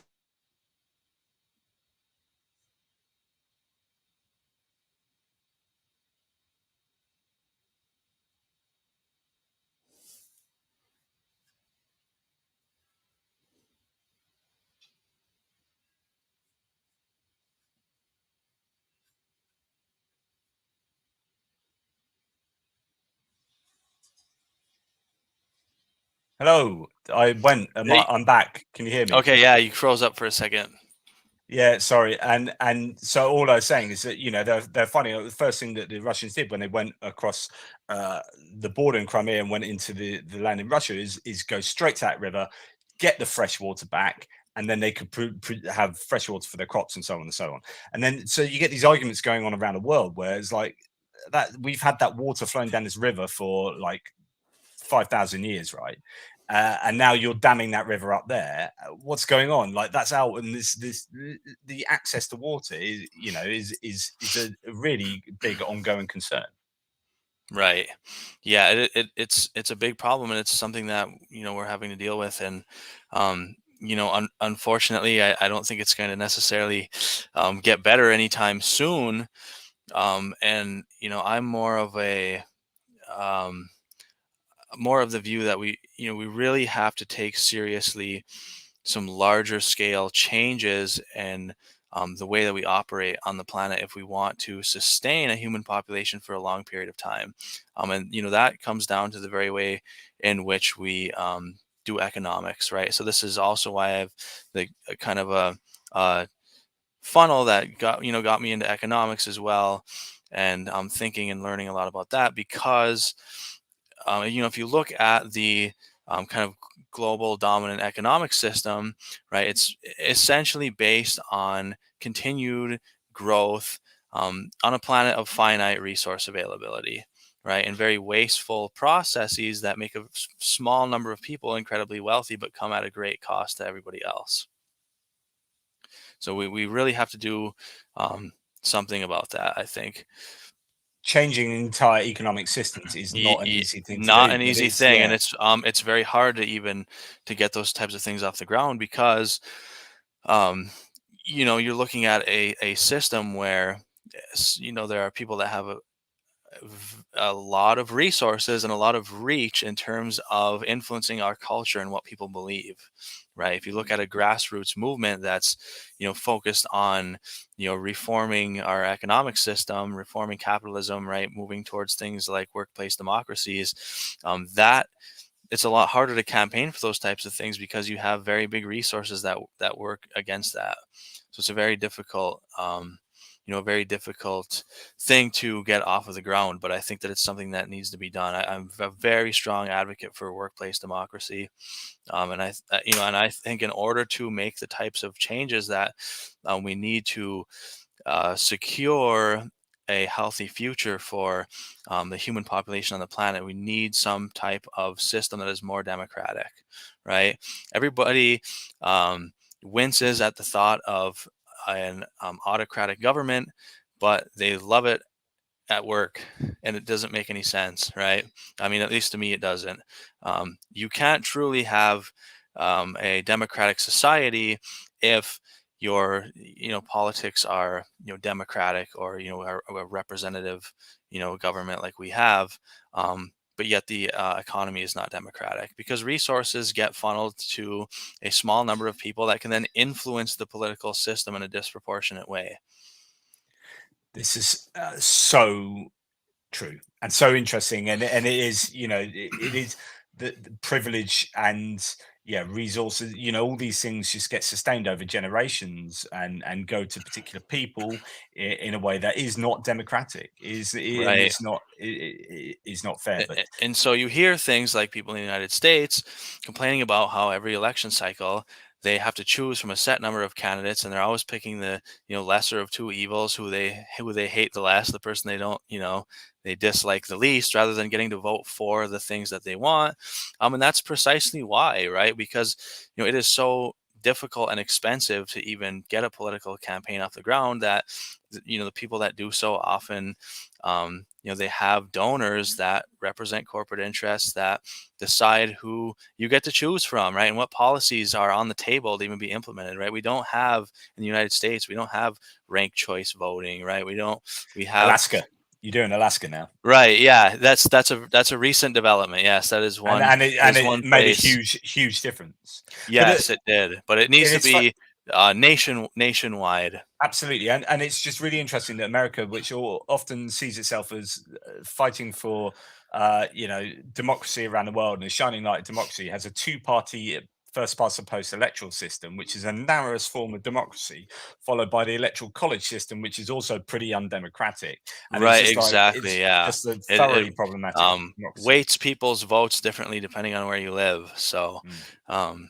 again, there are flaws to this system that again prevent real, democratic principles from being enacted, right? And at the workplace, it's really so important because when workers have a say in what happens, right, you can avoid some of these corner cutting measures that corporations will take because it makes the board of directors more money. The people that actually, for instance, work in a factory have to deal with the immediate repercussions of that factory's actions on their community, right? If it's skirting environmental regulations and polluting the nearby town, right, the workers have really no say over that, and they have to live with those effects. Whereas the people who actually make the decision autocratically, they live somewhere else where it's nice, in a really nice house where they Okay, don't have so to deal with it. this is really interesting. So this in economics, this is called I don't know how well versed in economics you are, but this is And called a negative externality. yeah, an So externality, right? yeah, yeah. So negative externalities are a fascinating part of economics that the free market cannot deal with because the free market can't arbitrate morally.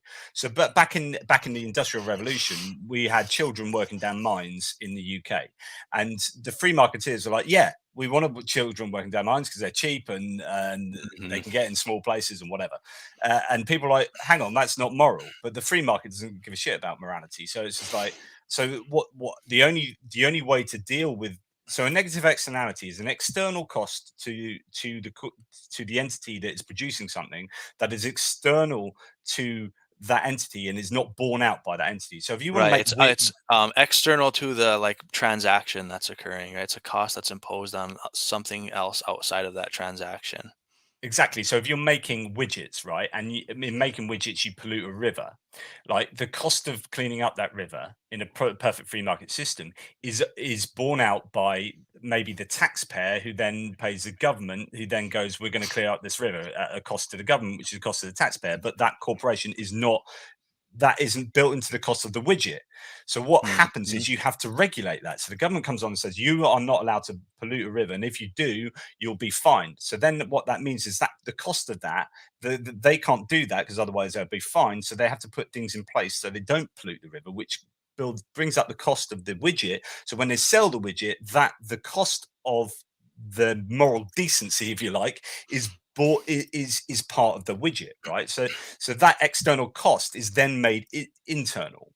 And but basic free market economics cannot arbitrate for morality, and to arbitrate for morality, you need to regulate. So the government in the Industrial Revolution had the Factories Act, the Agricultural Gangs Act, the Climbing Boys Act. Came along and said you can't send boys up chimneys, you can't have like gangs working in blah blah blah and doing this. So we need to be moral, and we're going to send kids to school, but that only Yep. comes with regulation. So it, economics is about being able to regulate and so what you were talking about then about you know it's unfair and they're cutting corners and they're living off that is a form of externality which is Hmm. making whatever they're doing having a cost on the workforce or a cost on society or whatever is external to that company. Anyway, sorry, rant Right, over. exactly. But where we live here, in Michigan's Upper Peninsula, and particularly on the Keweenaw Peninsula, this is a great example of that type of thing occurring. The history of this region is characterized by industrial expansion, exploitation of natural resources. Um, and essentially, what had happened is that there was a very large logging and lumbering industry in the state of Michigan. In the 1800s, almost the entire state was deforested. So people especially tend to think of Michigan's Upper Peninsula as this pristine, untouched area. Barely anyone knows about it, right? It's this small area, but it couldn't be further from the truth, right? We used to have a large population of white pine trees. We were a white pine dominated forest. Now we have hardwoods like maple because the community changed after we deforested it, right? So, these logging companies would come through, um, pay workers barely anything, but they were desperate, so they would do it, right? Exploit the forest to their fullest extent, take all the profit, move somewhere else out, toward the western United States, and basically people would get left kind of destitute, right? So we were stuck with that, and there was a lot of um, left wing, labor focused movements up here at the time, which is really funny to consider because this area is highly conservative now. We had communist parties up here and everything because they were um, so focused on labor rights and workers' rights because they were treated so poorly by logging companies and mining companies. So there was a huge copper mining boom up here as well in the late 1800s to early 1900s. To get touch back on the concept of externalities, they polluted stamp sands, tons of stamp sands. Are you familiar with what those are? Essentially, once they got all of the high grade ore out of the mines, they had to switch to exploiting low grade ore that's basically mixed in with other rock. And they use these machines called stamp mills that stamp and crush the rock into small bits, and they can extract the ore from it. All of that waste rock, those are stamp sands. They needed something to do with it, right? It has to go somewhere. So what did they do? The mining companies deposited it in water bodies like Lake Superior. And now we have on one side of the Keweenaw Peninsula a massive aggregation of stamp sand. You wouldn't even believe it's a huge beach essentially that's made of stamp sand that's migrating down the side of the shoreline, and we have to spend billions of dollars of federal government money to try to clean it up. Again, an externality. The people Perfect who example. owned Yeah.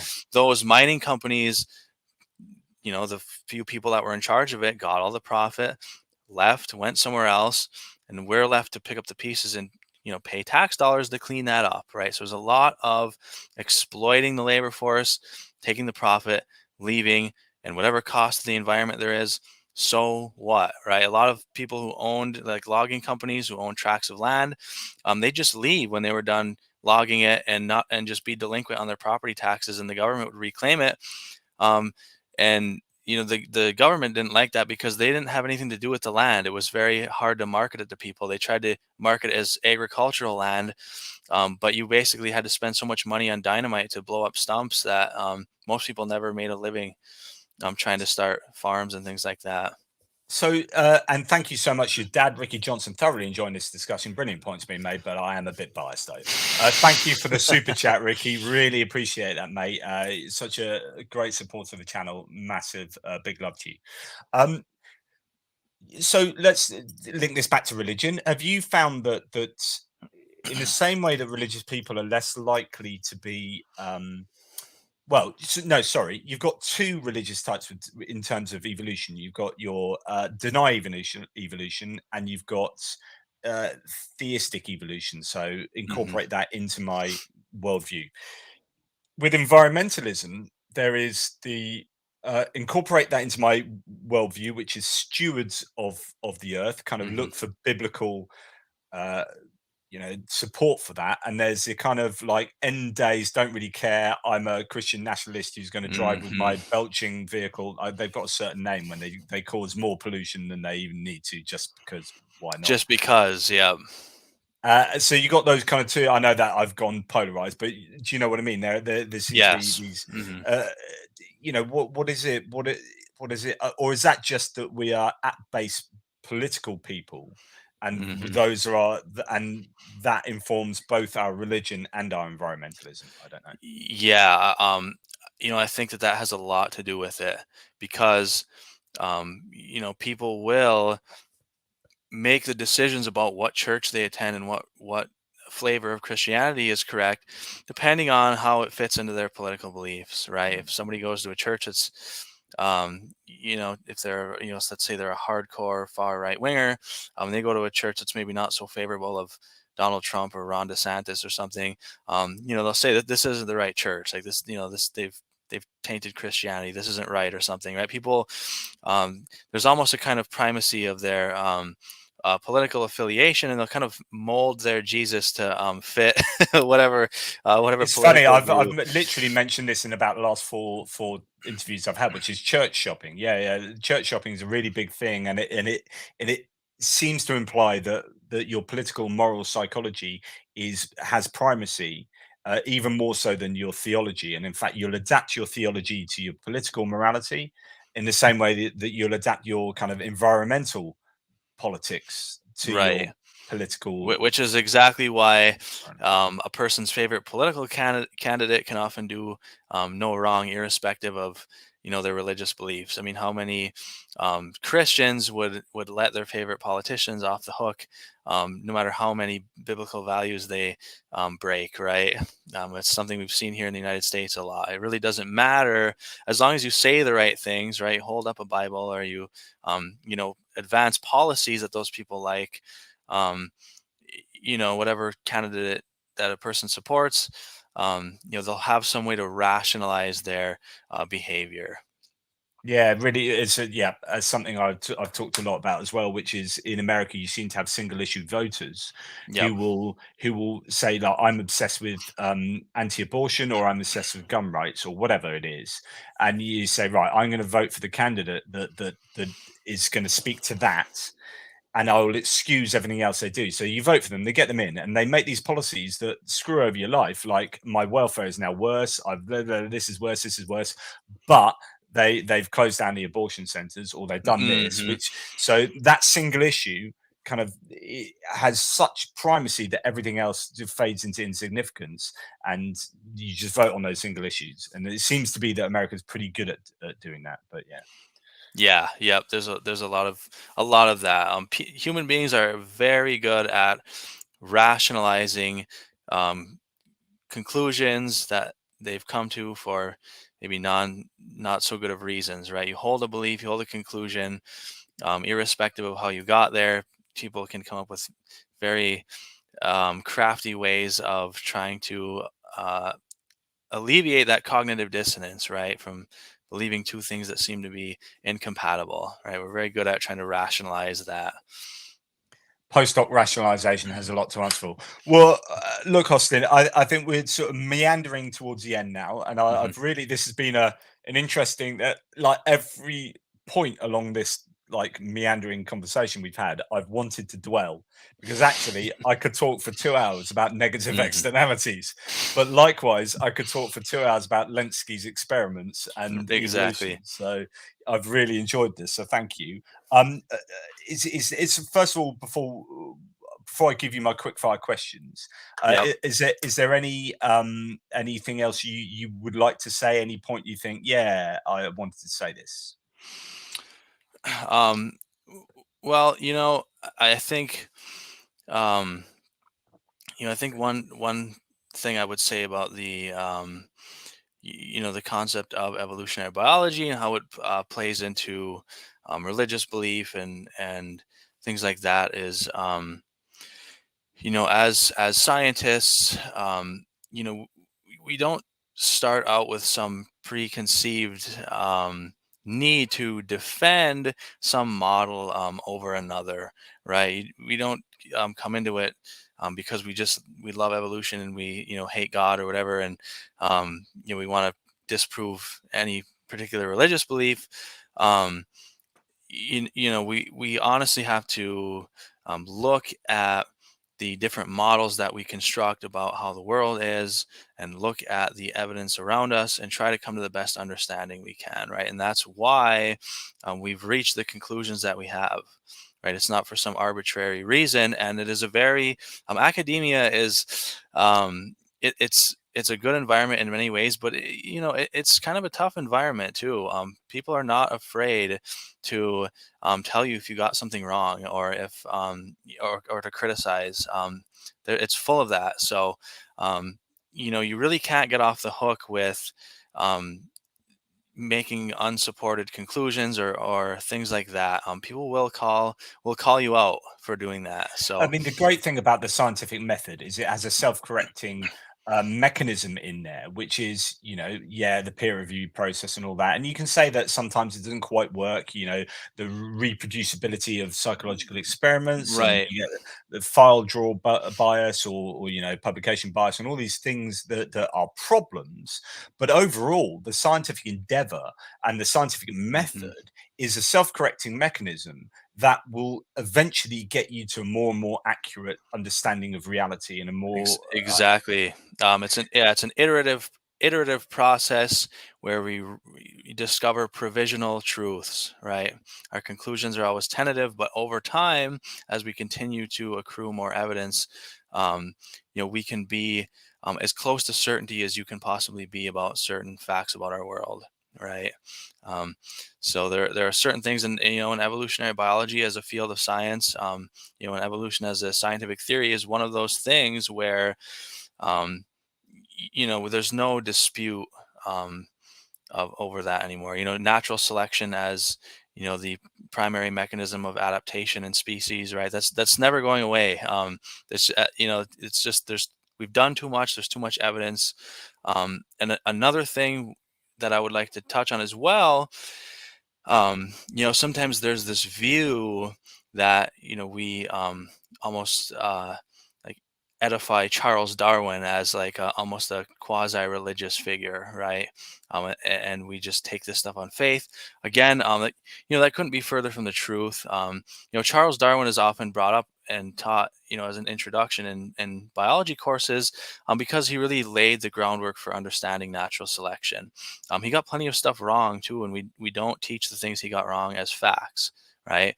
The reason why he, along with a few others, right? A lot of people are familiar with like Alfred Russel Wallace as well.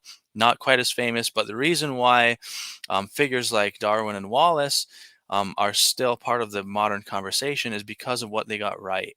There's plenty of evolutionary thinkers that came before Charles Darwin that a lot of people don't know about because they weren't right. So we don't give their ideas respect, right? We don't just believe it because it's evolution and we want to believe it, right?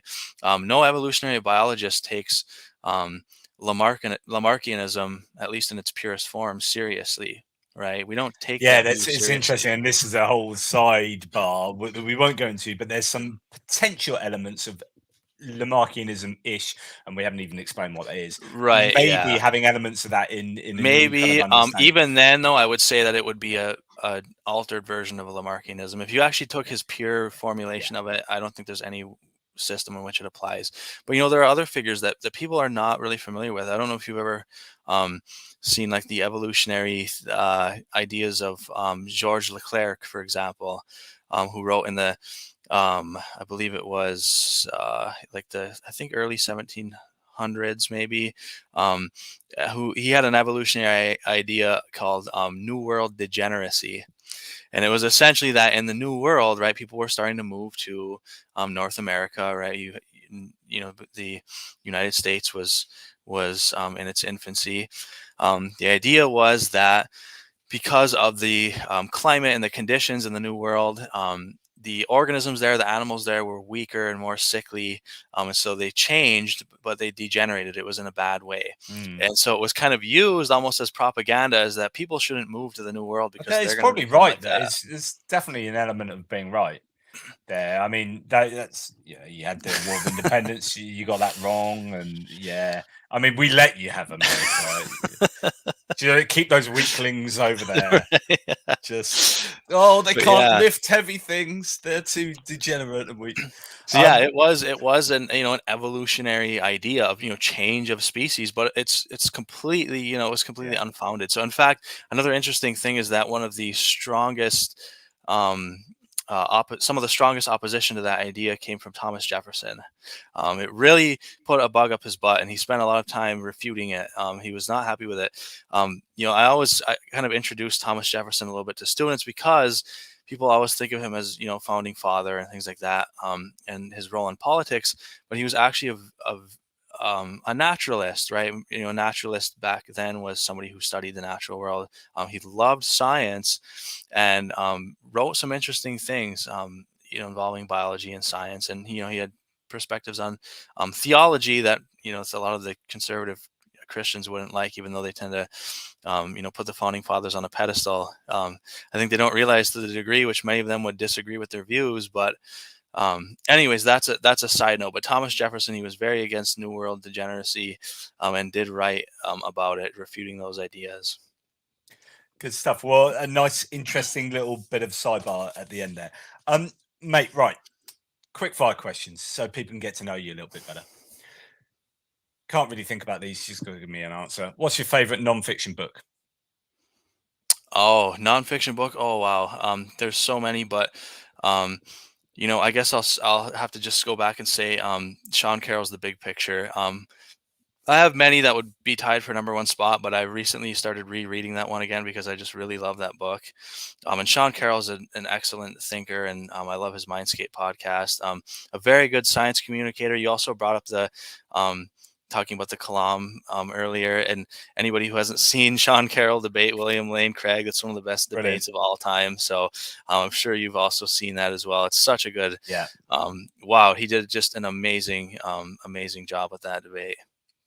Did Sean Carroll debate with Stephen Novella against Yes, Eben he did. Alexander and about the soul and about life Yes, after he death? yeah, he That's a did. That brilliant that is debate. an outstanding debate. It's probably the I mean, um that it's one of the best talks or things like that I've seen on basically Yeah, dismantling the concept it's of an brilliant. afterlife I've ever seen. So Yeah, it's it's brilliant. outstanding. Great debate that.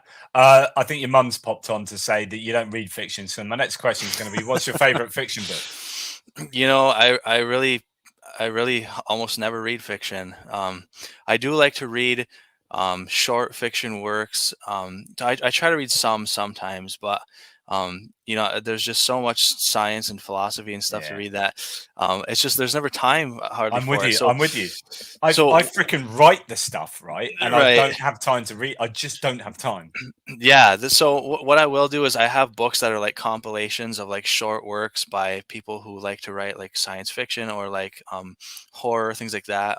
People like Ray Bradbury, Philip Mm, K. Dick, um, Lovecraft, or Ambrose Bierce, people like that.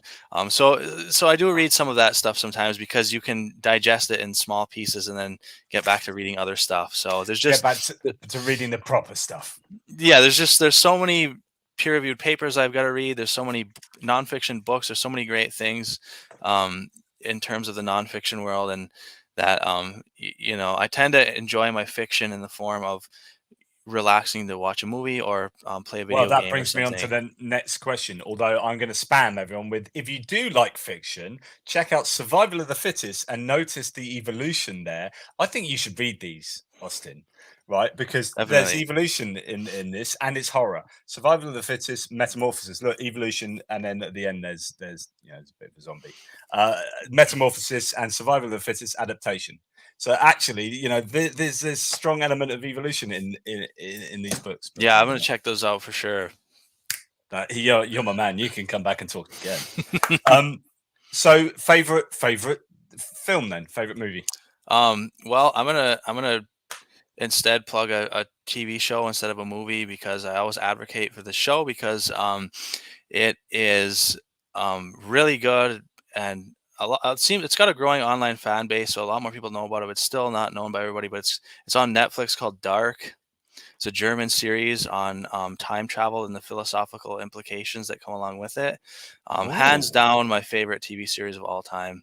So nice. the show writers, they had partners, a man and a woman. I'm not sure if they're married or what, but they had a plan for the show, basically a 3-season arc where they had it all mapped out. They knew where they were going with it. The story it's absolutely outstanding, and it really makes you think about the implications of time travel and determinism, right? The Love it. characters often they see versions of themselves, an older version of themselves. And the cool thing is that the protagonists and antagonists are the same people, but at different time periods. So they think like this person is bad. Why are they doing this? I'm not going to turn into that. But as they try to change things, they discover some truths that aren't very comfortable. So everybody, please watch that. Again, Yeah, it's in German, but I recommend watch it in the original German with yeah. subtitles if you don't speak Always. German.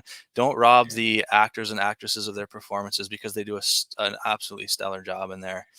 We watch quite a lot of sort of Nordic dramas, and yeah, we never watch anything and French dramas and what we always watch subtitle. You got to have the acting. So Austin reads this as I presume from Alicia.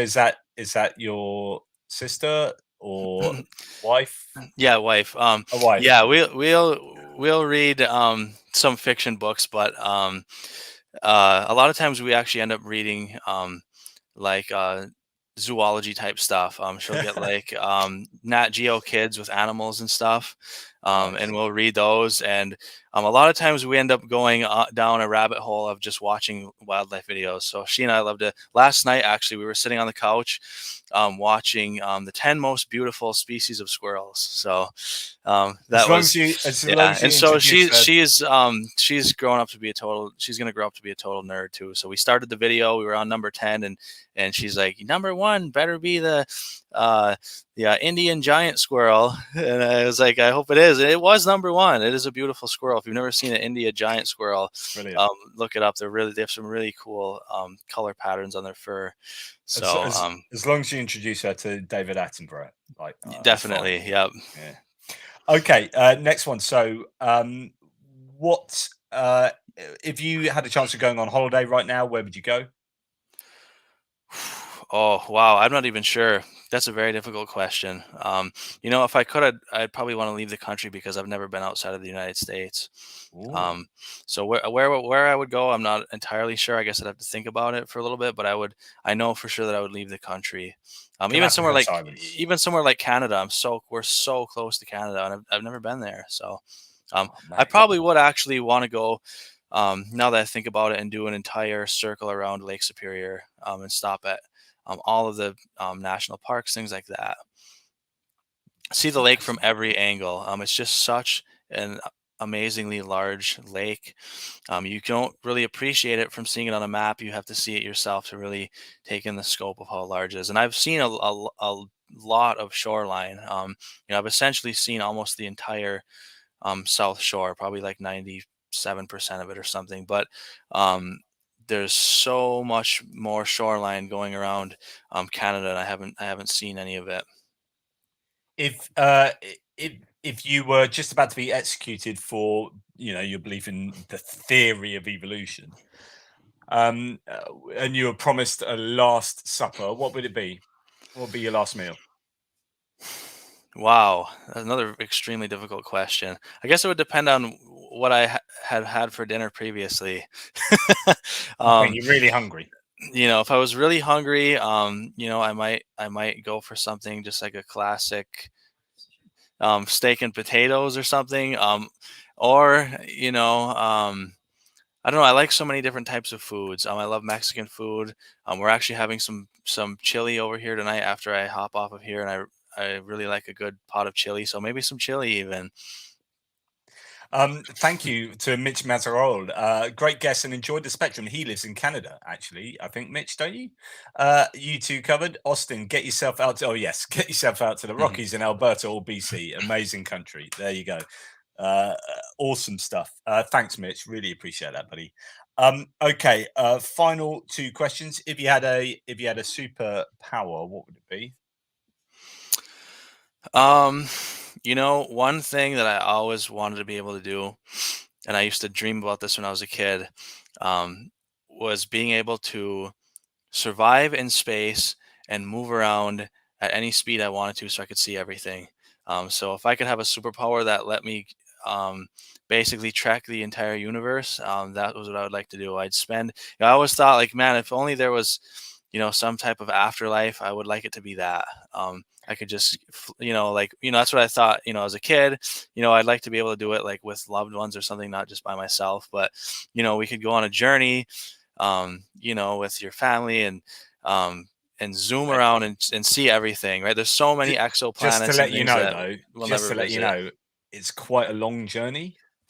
And Yeah. after the 48th trillionth planet, you might go like, "Oh, freaking hell, it's another planet." You might get tired of it. Yeah, you would, but it'd be fun for a while at least, right? I For think sure. any type of existence, if it lasted forever, you couldn't do it, right? True that. There's that um what is that Philosophical boredom. novel? There's Yeah. a novel, I think it's called like the history of the world in 10 and a half chapters. Something, I think it's Julian Barnes who's the author, and there's like a scenario in there where um a person dies and they get to go to heaven, and they can do whatever they want and have anything they want, but they have to decide what they get. nobody else can pick it for them. So people will pick like, well, I want this, that, and the other thing, all these carnal pleasures, and I want to play golf and get a hole in one every time. But you also have the option of just non-existence, right? At any point, you can just choose to just not exist anymore, and the person asks like, well, how many people actually choose that? And the angel or whatever says, everybody does Everybody. eventually at some point, right? It's Well, only a this matter is of when. that's a really interesting, like, goodness me, we're at the end of the thing here, and you've now just want me to talk like for half an hour on the fact that yeah, like the whole idea of like infinite time means that you would not want to exist after that unless you're reinvented the whole time, which kind of like is a bit different. But if you're just you would have experienced everything there is to experience, and you would have done that infinite amount of times, like, or a huge amount, whatever. Right, last question. So you are just about your have your face eaten off by one of these zombies who's trying to survive. It's just evolution, man. Just let it happen. Trying to eat your face off. Uh, and by the way, I grew my hair especially because I thought you'd be coming to this talk with your normal facial hair, and it's just not Right. there. I just cut my hair and shaved everything. My hair was so long, I needed a reset. So now I just feel scruffy. Anyway, it's going to bite your face off. You go down to your prepped bunker, and you're allowed to take 3 people, not allowed to be family or friends. You can take 3 people to spend a month within your bunker, dead or alive, famous people. Who would they be?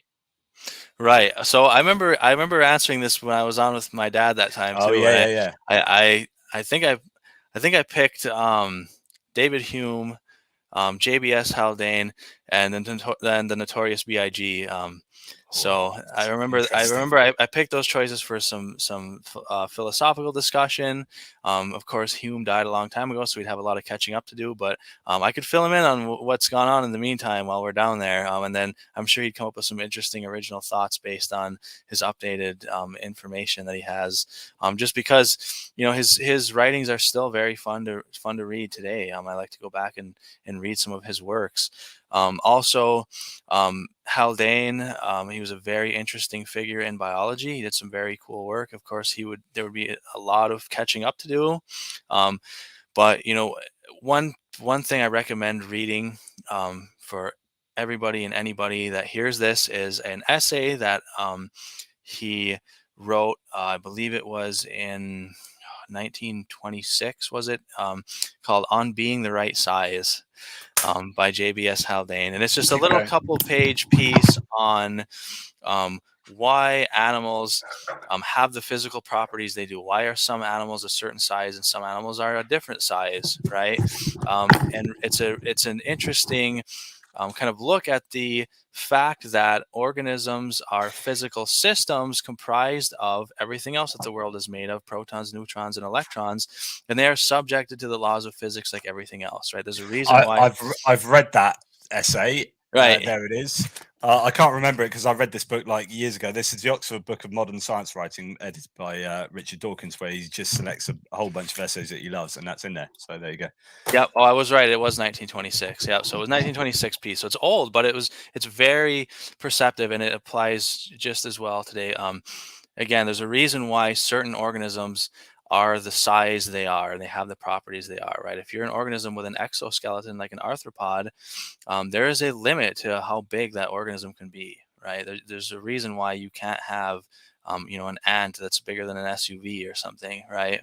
And that comes down to the physical properties of the organisms. Again, the fact that they are physical systems that are subjected to the laws of physics, and the laws of physics have a lot to say about what biological systems can be and what they can do, right? So biology, it's all dealing with emergent properties, things that arise because of the interactions of the constituent components that make up the organism. There you go. I mean, that's a good a place to end as any, unless you've got something from Notorious B.I.G. that you want to throw in. No, I think that was good. I think that was a good way to wrap it up. So whoever hasn't read that, go read that. It's a great little piece. I'm gonna have to go and read that again. Well, look, I've really appreciated that, Austin. Really appreciated you coming on here. Thanks so much to Ricky and Mitch for your contributions. Really appreciate that. It allows me to do what I do. And Is there any last words you want? Any way that people can check you out? Do you want to be checked out, so to speak? Um, yeah, I mean, I have social media, but again, I'm not like I haven't been like a heavy poster in terms of like sharing science or anything, just because I've been so wrapped up in my own work right now. Um, but I'd like to change that, be more outspoken in the public as well in terms of sharing science and things like that. Sometimes I'll use things like Twitter to share scientific papers or things like that, spread science around.